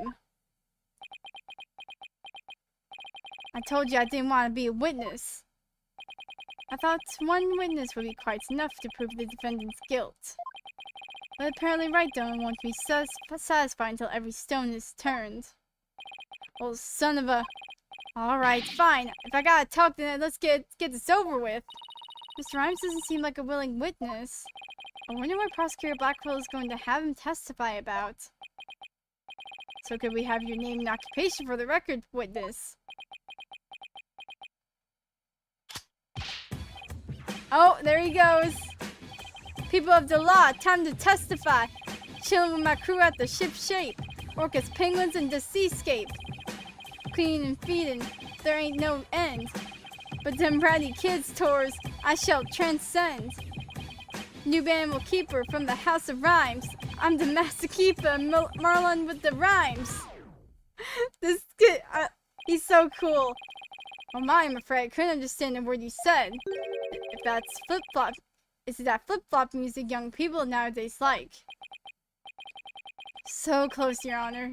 So close, and yet so far. So please proceed with your testimony, witness, without the flip-flop. Okay, fine. But I don't want to do this, I tell ya. I feel like I'm selling Sasha out.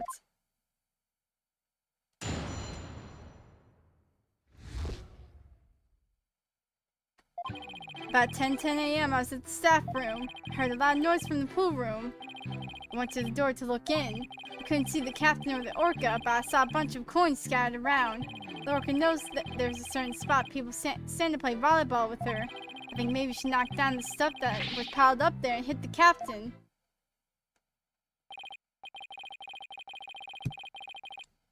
So that gives us a little more info about the area around the orca pool.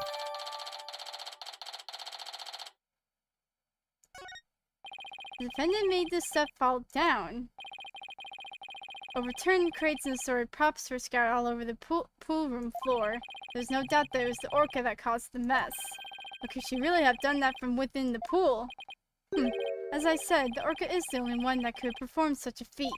The pool and its room were tidied the night before, including its various odds and ends. When our rhyming Marlin took a look-see, over 400 pounds of props had fallen. To move it all in one go would challenge even the brawny prisoners in the cell next to mine. What is he, the jail gossip? So how did 400 pounds of items fall out all at once? I'll tell you how. The orca pulled on the cloth that was underneath them. Weights that would be all but impossible for a human to move. It was child's play to an orca. During a friendly game of volleyball, the defendant made the crates fall, and the bag of coins was amongst the items that fell on the victim's head and killed him. The orca then toyed with the victim's body underwater, which is what Mr. Plume saw. Objection! But the witness only said he heard a loud noise. That doesn't automatically make it sound of Orla making the items fall. Also, why'd you only look in on the pool room anyway, Mr. Rhymes? The orca sometimes makes a loud noise to summon her trainer, but I'm still a newbie, so I don't have a security card to get into the pool room yet. So if she tries to summon anybody, there isn't much I can do about it. I see, so the witness couldn't enter the crime scene. Objection! If Mr. Rhymes couldn't enter the room, there's at least one thing he can't be sure about. His statement that the orca was playing volleyball is purely speculation. Silence! Whether the orca was actually playing volleyball or not is not the issue. Traces of the orca's saliva were found in the cloth that was underneath the crates. The important point is that the orca is the only one that could have moved the items. I have to discredit that statement somehow. If I don't, it mean that Orla was the culprit, even if the victim died beside the pool. This is the weirdest case ever.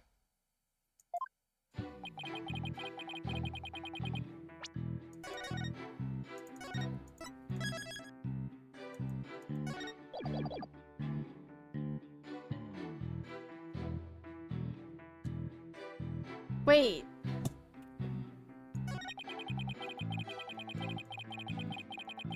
I kept pressing R. Okay. Present EE.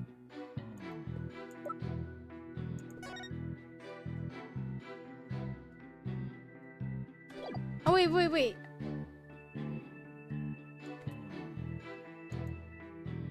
Objection!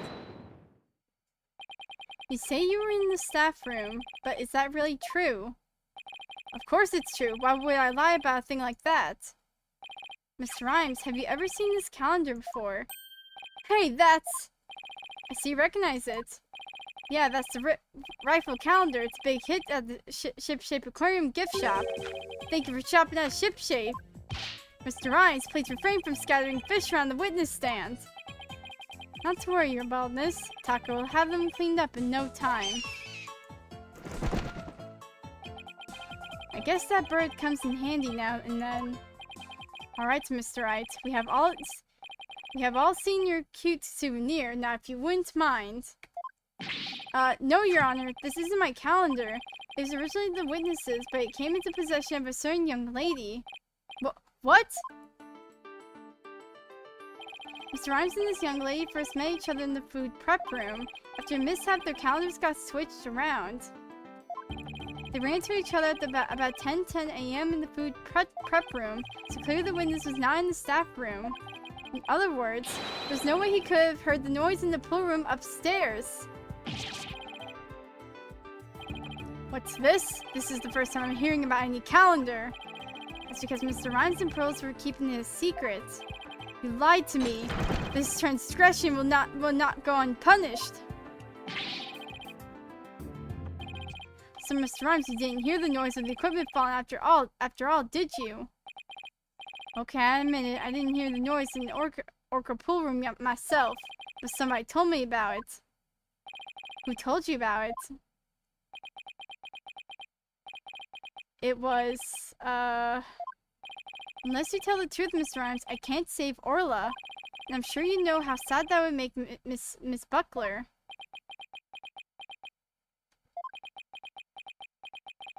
I heard about it from Sasha. What? From Miss Buckler?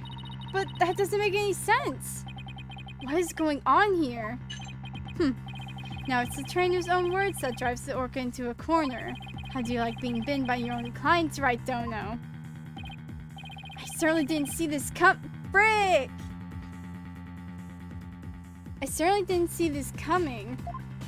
But perfect timing. There was something I wanted to ask Miss Buckler about the orca. The prosecution calls the trainer, Miss Sasha Buckler, to the stand. I suppose it would be a good idea to hear what the orca's trainer has to say. I don't know what Sasha's going to say. I'll just have to meet head on wherever it is. We will take a 20-minute recess while the witness is summoned. Frick.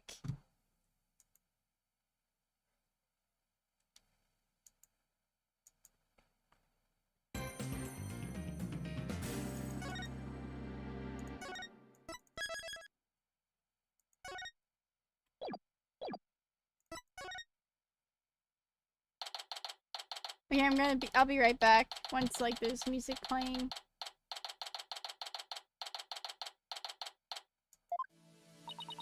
Okay.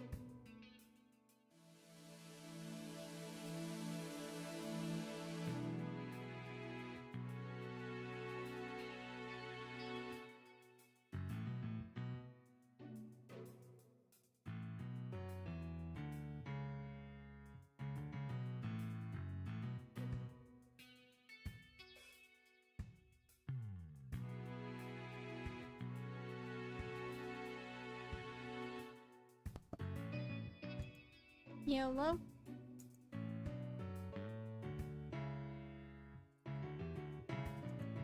Sorry about that. Need to take a break.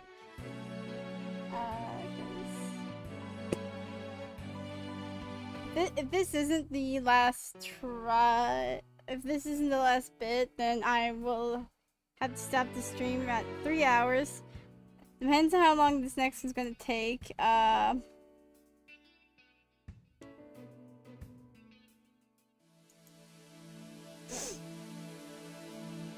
It all depends on like how long this one will take. Mr. Wright, are you going to cross-examine Sasha? I guess I'll have to ask her about the noise from the stuff falling down. Mr. Wright, Mr. Rhymes, why'd you lie? I didn't want Sasha to have to appear in court. I thought if anybody had to testify, I should be the one to do it for her. But why would you go to all those lengths? See the entry for the 20th on that calendar. You know about meeting the captain at the Orca pool. Yeah, I found that calendar in the nap room. I think it's probably Sasha's. What? Then that means... I guess it does look like more of a woman's calendar than a man's. What does that mean? What does that mean? Okay. I didn't want suspicion to fall on Sasha. Mr. Wright. I gotta go back to the aquarium to look after the Orca and Sasha's place. I'll be rooting for you on the other end of that TV phone. Please take care of Sasha. Okay, we can let Prosecutor Blackhole get the... We can't let Prosecutor Blackhole get the best of us. Time to refocus. You're right. After all, we're the only ones who can save Orla.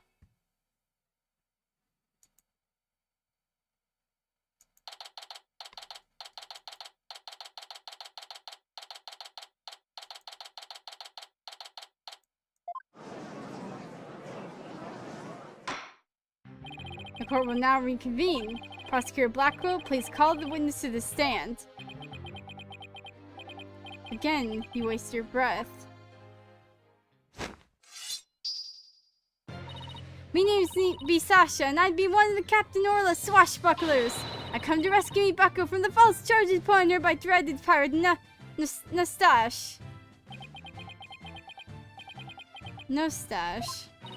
I guess Nostache refers to Prosecutor Blackwell this time. Well, I can't be the judge. He has a mustache and a full beard. Now then, Captain Judge, shall we begin the pirate's court? Captain Judge. I rather like that. Makes me feel like a salty old sea dog. End scene. How is that for a self-intro? The court is not a show. State your full name and occupation.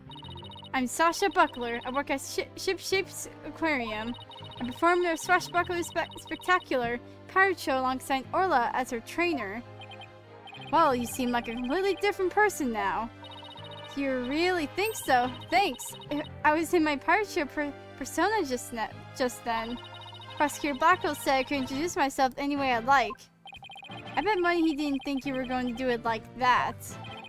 And what will this witness testify about? The Orca manipulated the victim into playing the volleyball and then knocked into the items down. The witness reported about hearing the noise that caused the victim's death. Now wait just a minute! Sure, Orla uses the ball to break props sometimes. She even spiked the ball into that giant octopus like yesterday when I was cleaning. So Orla was the one who broke that leg, huh? But she couldn't have knocked down that huge stack of equipment with her little ball. I thought you were paying attention to the trial over the telecast. But you apparently know nothing of what we had been discussing. The Orca knocked down the equipment by pulling on that cloth that was underneath it.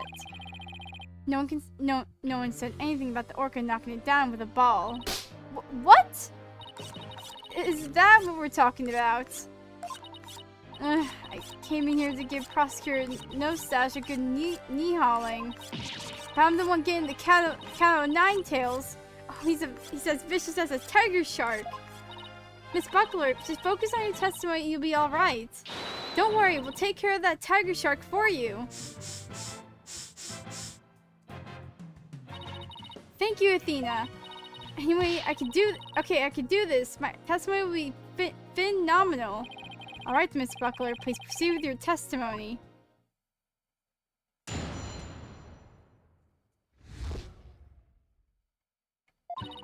I may have heard Orla summon me with a loud noise, but the aquarium's guest scream I heard over the walkie-talkie was more urgent. I talked to Norman DePlume first, and then went to the pool room with the security guard. The equipment was everywhere, and the captain was lying in the middle of it all.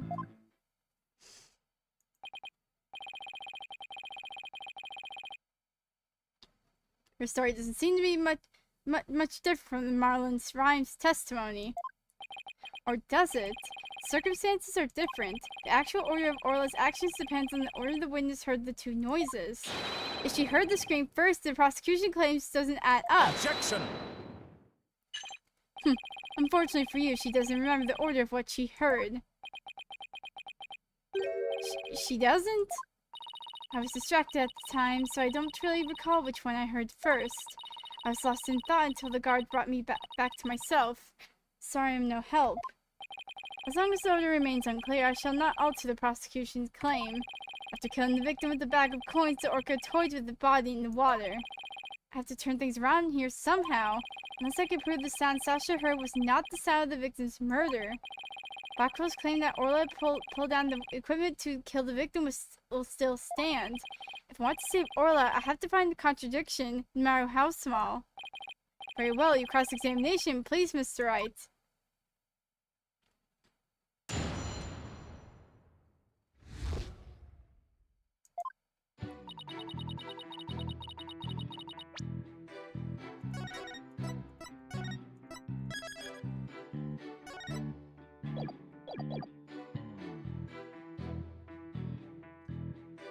Hold it! What made you think Orla was summoning you? Orla knows the sound of her cries doesn't carry far enough, so sometimes she summons people that may make a loud noise.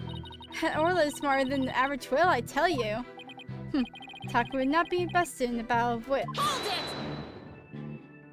Wait a minute, which is the smartest one of all? Mirror, mirror, on the wall, who's the smartest of them all? Widget! Am I expected to enter truthfully into this? My kid is better than yours, Appaloosa? And you should heed the summons of this very intelligent Orla immediately. I couldn't right away, although I was so concerned about her, of course.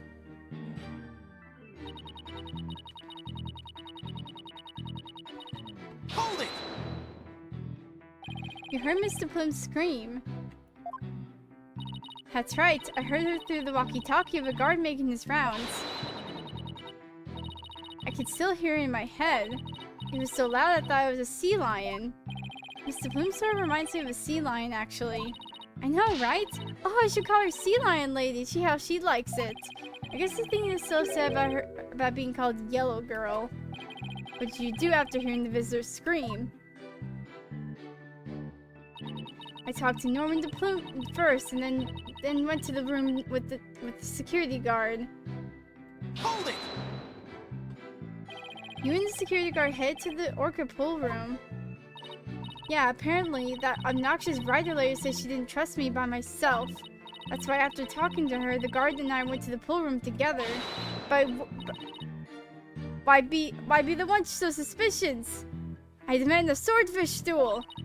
And why I felt like seeing her anyway. That's why I felt like seeing her anyway. I'm afraid I don't get it.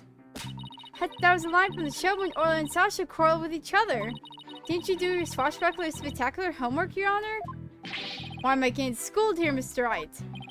And why am I getting schooled here, Your Honor? Miss Buckler, please tell me what happened after you headed to the pool room. Alright, when the guard and I got there, we saw that...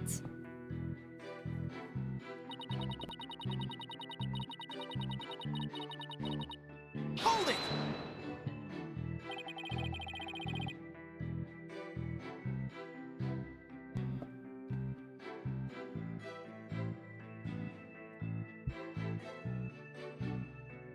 What do you recall about the scene exactly?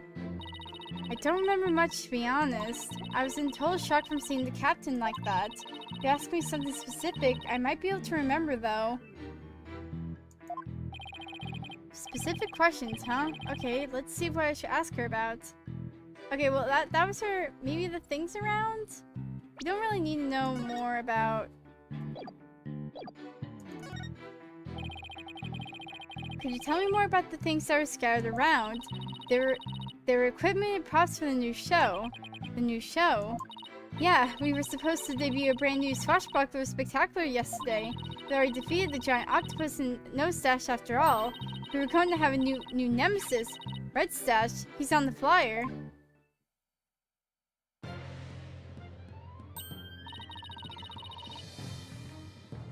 Oh, that's the flyer rifle was distributing. Brand new stage show. Captain Orla has a new rival featuring the dashing Red Stash with a fluttering red scarf. Who will obtain the gold coins hidden in the Skull Rock? Who will obtain the gold coins hidden in the Skull Rock? Oh, I wish it could be me. If it's you, I think I'd to know all about it. Orla's even got some new tricks for the new show. So all the stuff that fell down was for the new show, is that it? That's right, a bunch of props and crates and other equipment stacked up. Your Honor, for the record, I'd like that information be added to the witness's testimony. Very well, Miss Buckler. Miss Buckler, please append what you just said to your testimony. Sure thing.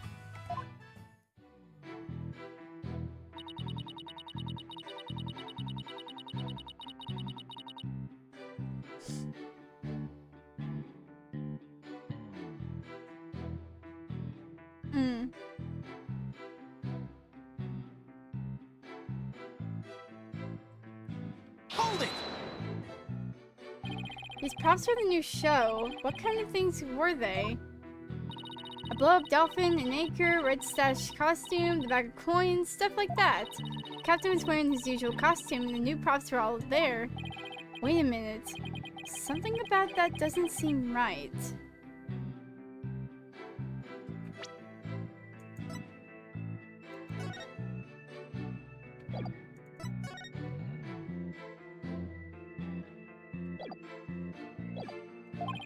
Is there a problem with Sasha's testimony?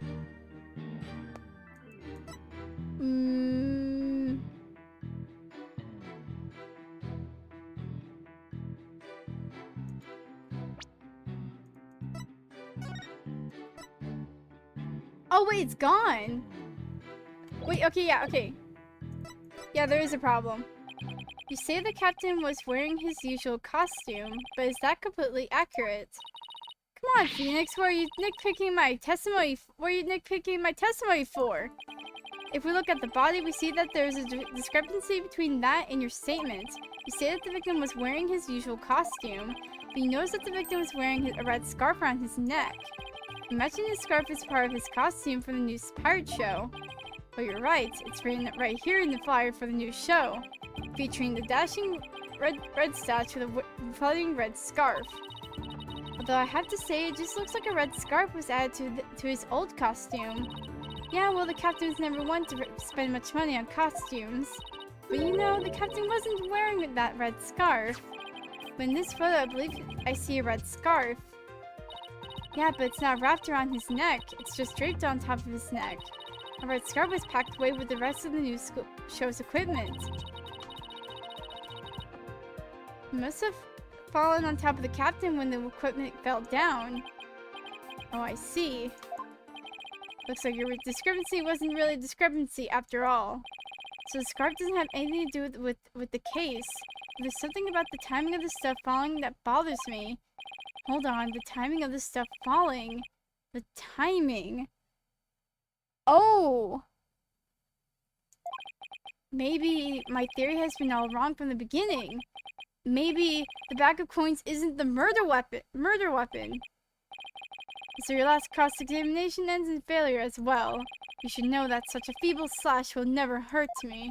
As I said, the orca made the equipment fall and then toyed with the body in the water. Objection! I'm sorry, Prosecutor Blackwell, but based on the circumstances at the scene, the defendant couldn't have dragged the body into the water after the equipment fell. And why, pray tell, is that? Oh, I'll tell you, alright. If my theory has been all wrong, then I'll just have to fix it. Yes, Mr. Wright, please do tell the court. When Dexter's body was not dragged into the water after the items fell.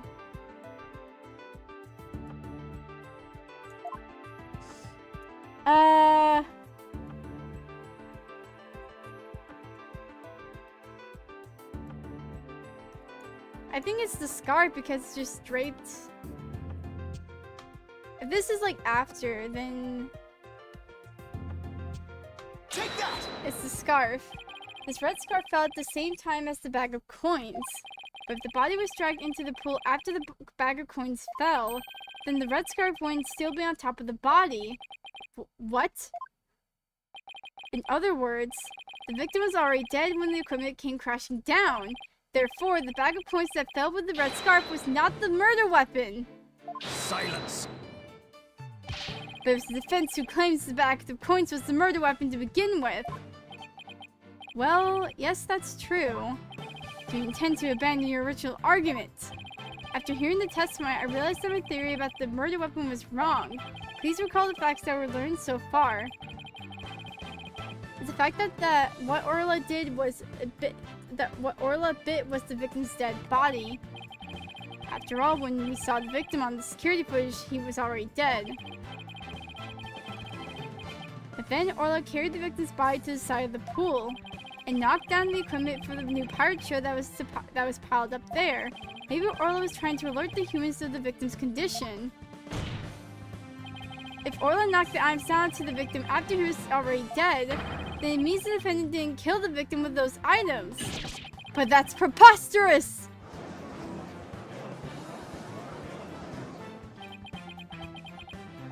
Even still, your argument is lacking. If neither the orca's headbutting nor the bag of coins were the manner of death, then how do you propose the victim was killed? A very good point. If the defense is now abandoning his original theory, then we would need a new theory as to what the murder weapon was. Alright. I doubt I have no clue would go over well. Alright, let's go over what we still need to find out about the victim's body. What we don't know is how he died and why his body was at the bottom of the pool. I wonder if there's something that would explain both of those things at once. How did the victim's body sink to the bottom of the pool? On a diagram, it's easy to do enough to move the body to the bottom of the pool. But in real life, the water would just cause the body to float. Right. Hold on. Water? Okay, then what if we flip that around? What if there was no water? Then the body would go right down into an instant. So could the real manner of the... Wait!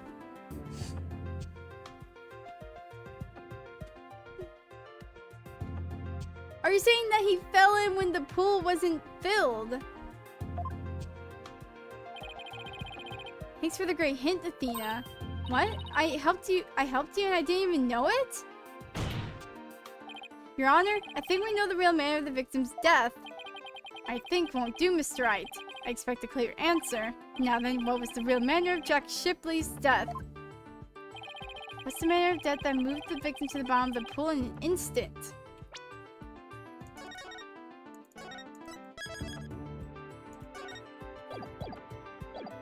Oh my...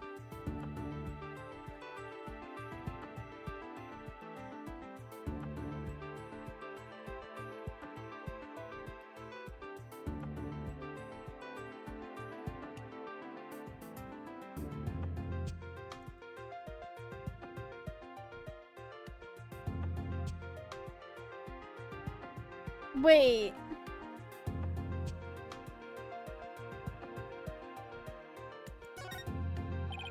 Let's take a look at this diagram of the orca pool. Oh my god, he fell. If there's no water in this pool, then it would be very easy to move the victim's body to the bottom of the pool. He would drop straight down. Oh my, could that be the true manner of death? The orca pool is about 65 feet deep. If the victim were to go from the top of the pool to the bottom when there was no water, then he would, without question, have fallen to his death. Death from a fall? And that's your answer. It all makes perfect sense. If he fell, that would explain the signs of blunt force trauma all over the body, too. The culprit pushed the victim into the pool when there was no water in it.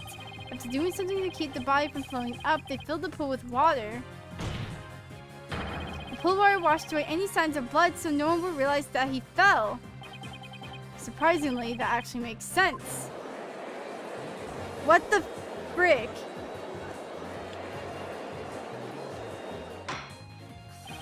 Order! Order in the court! I'm just as surprised as you are, but I must have order!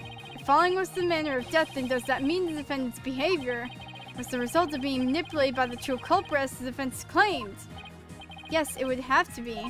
All that needs to be explained now is how the real culprit commanded Orla. Miss Buckler, is there any way to instruct Orla to bite someone? What? What kind of trick would that be? Of course not! And could you tell us about the tricks Orla does know? Well, there's jumping, dancing, and playing volleyball. And she can spin, do the rock and roll tricks, sing the Swashbuckler Spectacular song. Those sound like pretty nice tricks, but I doubt they're related to this case. She's also practicing 2 new top secret tricks. There's the human rocket, and when she shoots somebody up in the air. And then there's the lifesaver trick, where she brings a drowning person to the surface. Oh! Hey, one of those top secret tricks might have something to do with the case. And which of these 2 tricks sounds relevant to the case? The lifesaver trick. So in the lifesaver trick, Orla brings a drowning person to the surface, correct? You caught it! Orla is still learning how to hold someone gently in her mouth. She sometimes bites into her clothes, but she's never hurt a person's skin. She brings a drowning person to the surface.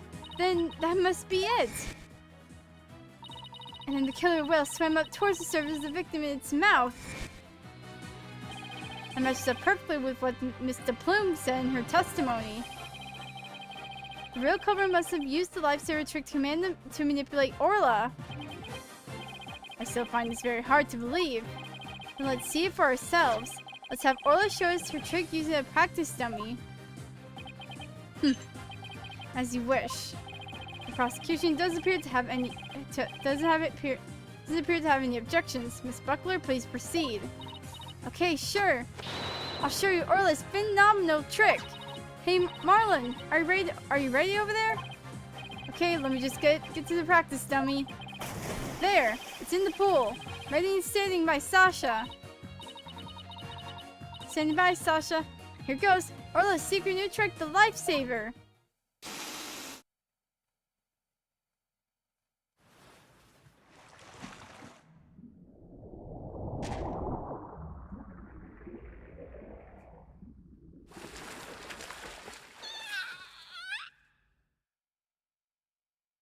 Oh. Clothes got torn up a little, but the dummy doesn't have any new marks on it. And there you have it, Orla's secret new trick. The boxes! Wow, that orc is really something. A cute thing like that wouldn't hurt anybody. Sounds like the gallery loved Orla's performance. That was great! That was awesome trick, captured everybody's heart. Wonderful, I wish I could see more. Looks like we silenced Prosecutor Blackquill. Thank you, Orla and Miss Buckler. Thank you too, Mr. Rhymes. So now you can clearly see how Orla was manipulated. The bottom of the orca pool needs to be examined immediately. We might still find some evidence of the victim falling to his death. Prosecutor Blackquill, please have that taken care of at once. Excuse me, Prosecutor Blackquill, but I'm requesting further investigation. Whoa! Prosecutor Blackquill, you have to answer the nice judge politely. Oh, that's right, I almost forgot. The thing you asked for just came in. And you couldn't be bothered to think of a less violent way to deliver it. What did Prosecutor Blackquill ask for? I've been waiting for this. Oh, and what is that? An updated autopsy report. What? Why'd they have to come now? During the recess, I ordered the body to be re-examined. Something started nagging at me during the course of the trial, you see. Here. I take you'd like me to read it. Very well. Cause of death. Thought to be from 65 foot tall.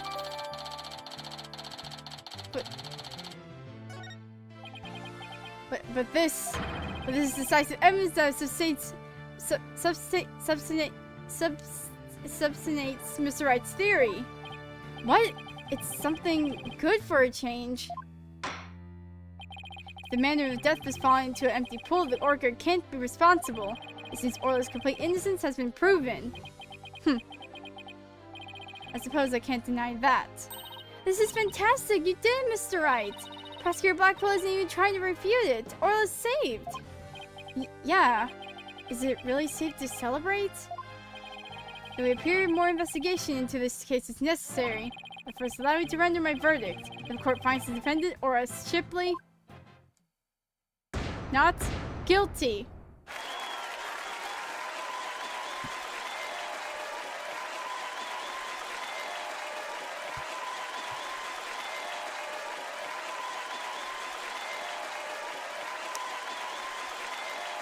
Heck yeah. You did it! Thank you so much, Phoenix! Thank you, Athena! Orla and Marlon, thank you too! Congrats, Sasha! Time to celebrate! Go on, eat up! Oh, it's so many fish! Gotta say everybody's so happy, and I'm absolutely thrilled about the verdict!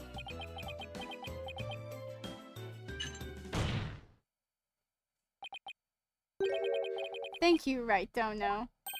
Huh? For what? The drained pool. Thanks to you, the truth is finally clear. Wright? Arrest this woman. Certainly, right away, Prosecutor Blackwell. Wait, what? Sasha Buckler? You are hereby under arrest for the murder of Jack Shipley. What? What are you talking about? What reason could you possibly have? Come now, you must have had some idea of the back of your dull little mind. The true culprit to manipulate the orca in order to have false charges brought upon her. And who is the only one with the ability to accomplish that? It can only be the orca's trainer. Frick. But I'm sure there's some other explanation. Silence! I don't need any of your baseless counter-arguments. Have you forgotten? In order to enter the orca pool room, a security card is necessary. A security card that only the victim and Sasha Buckler possessed. Miss Buckler is the only one who could have caused the victim to fall to his death. Oh! What? No, I don't believe it!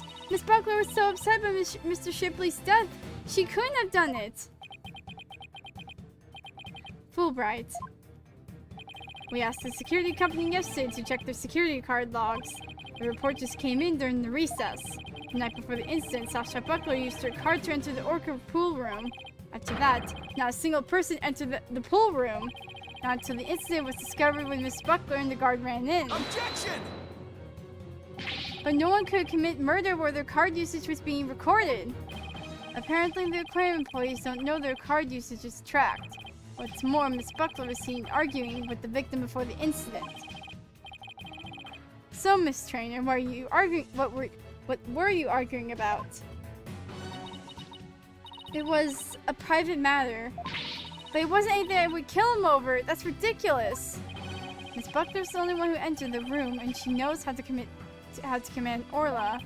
Besides, I thought her suspicious from the very beginning. We suspected Miss Buckler from the start. The orca did tricks because someone commanded her to do so.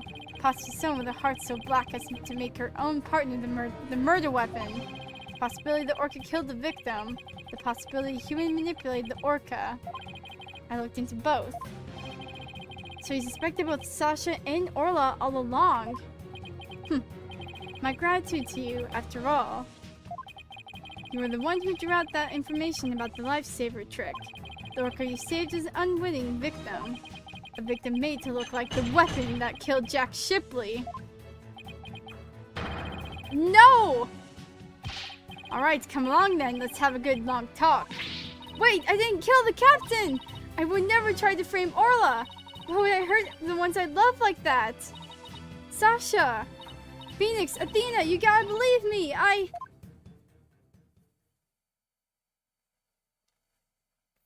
Frick! Sasha didn't kill him! I believe that with all my heart! There's gotta be something we can do! I feel the same way. Could I have done something differently? But never in my wildest dreams did I imagine things turning out like this. It would appear that this case has taken on an entirely new aspect. This trial is only concerned with the ruling of the defendant, Aura Shipley. So I'm afraid this concludes today's trial. Court is adjourned.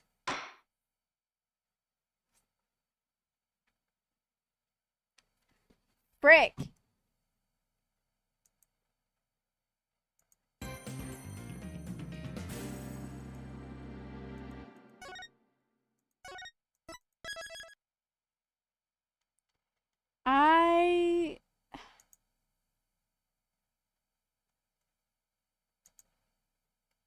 I did not expect that to be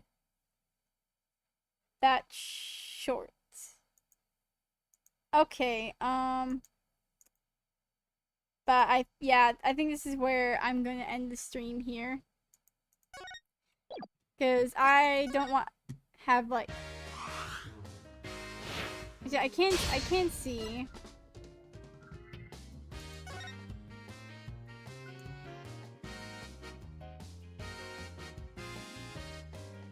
So, okay. We have another investigation to do, but I will do that next stream. I hope y'all have a wonderful day, and I'll see y'all next time.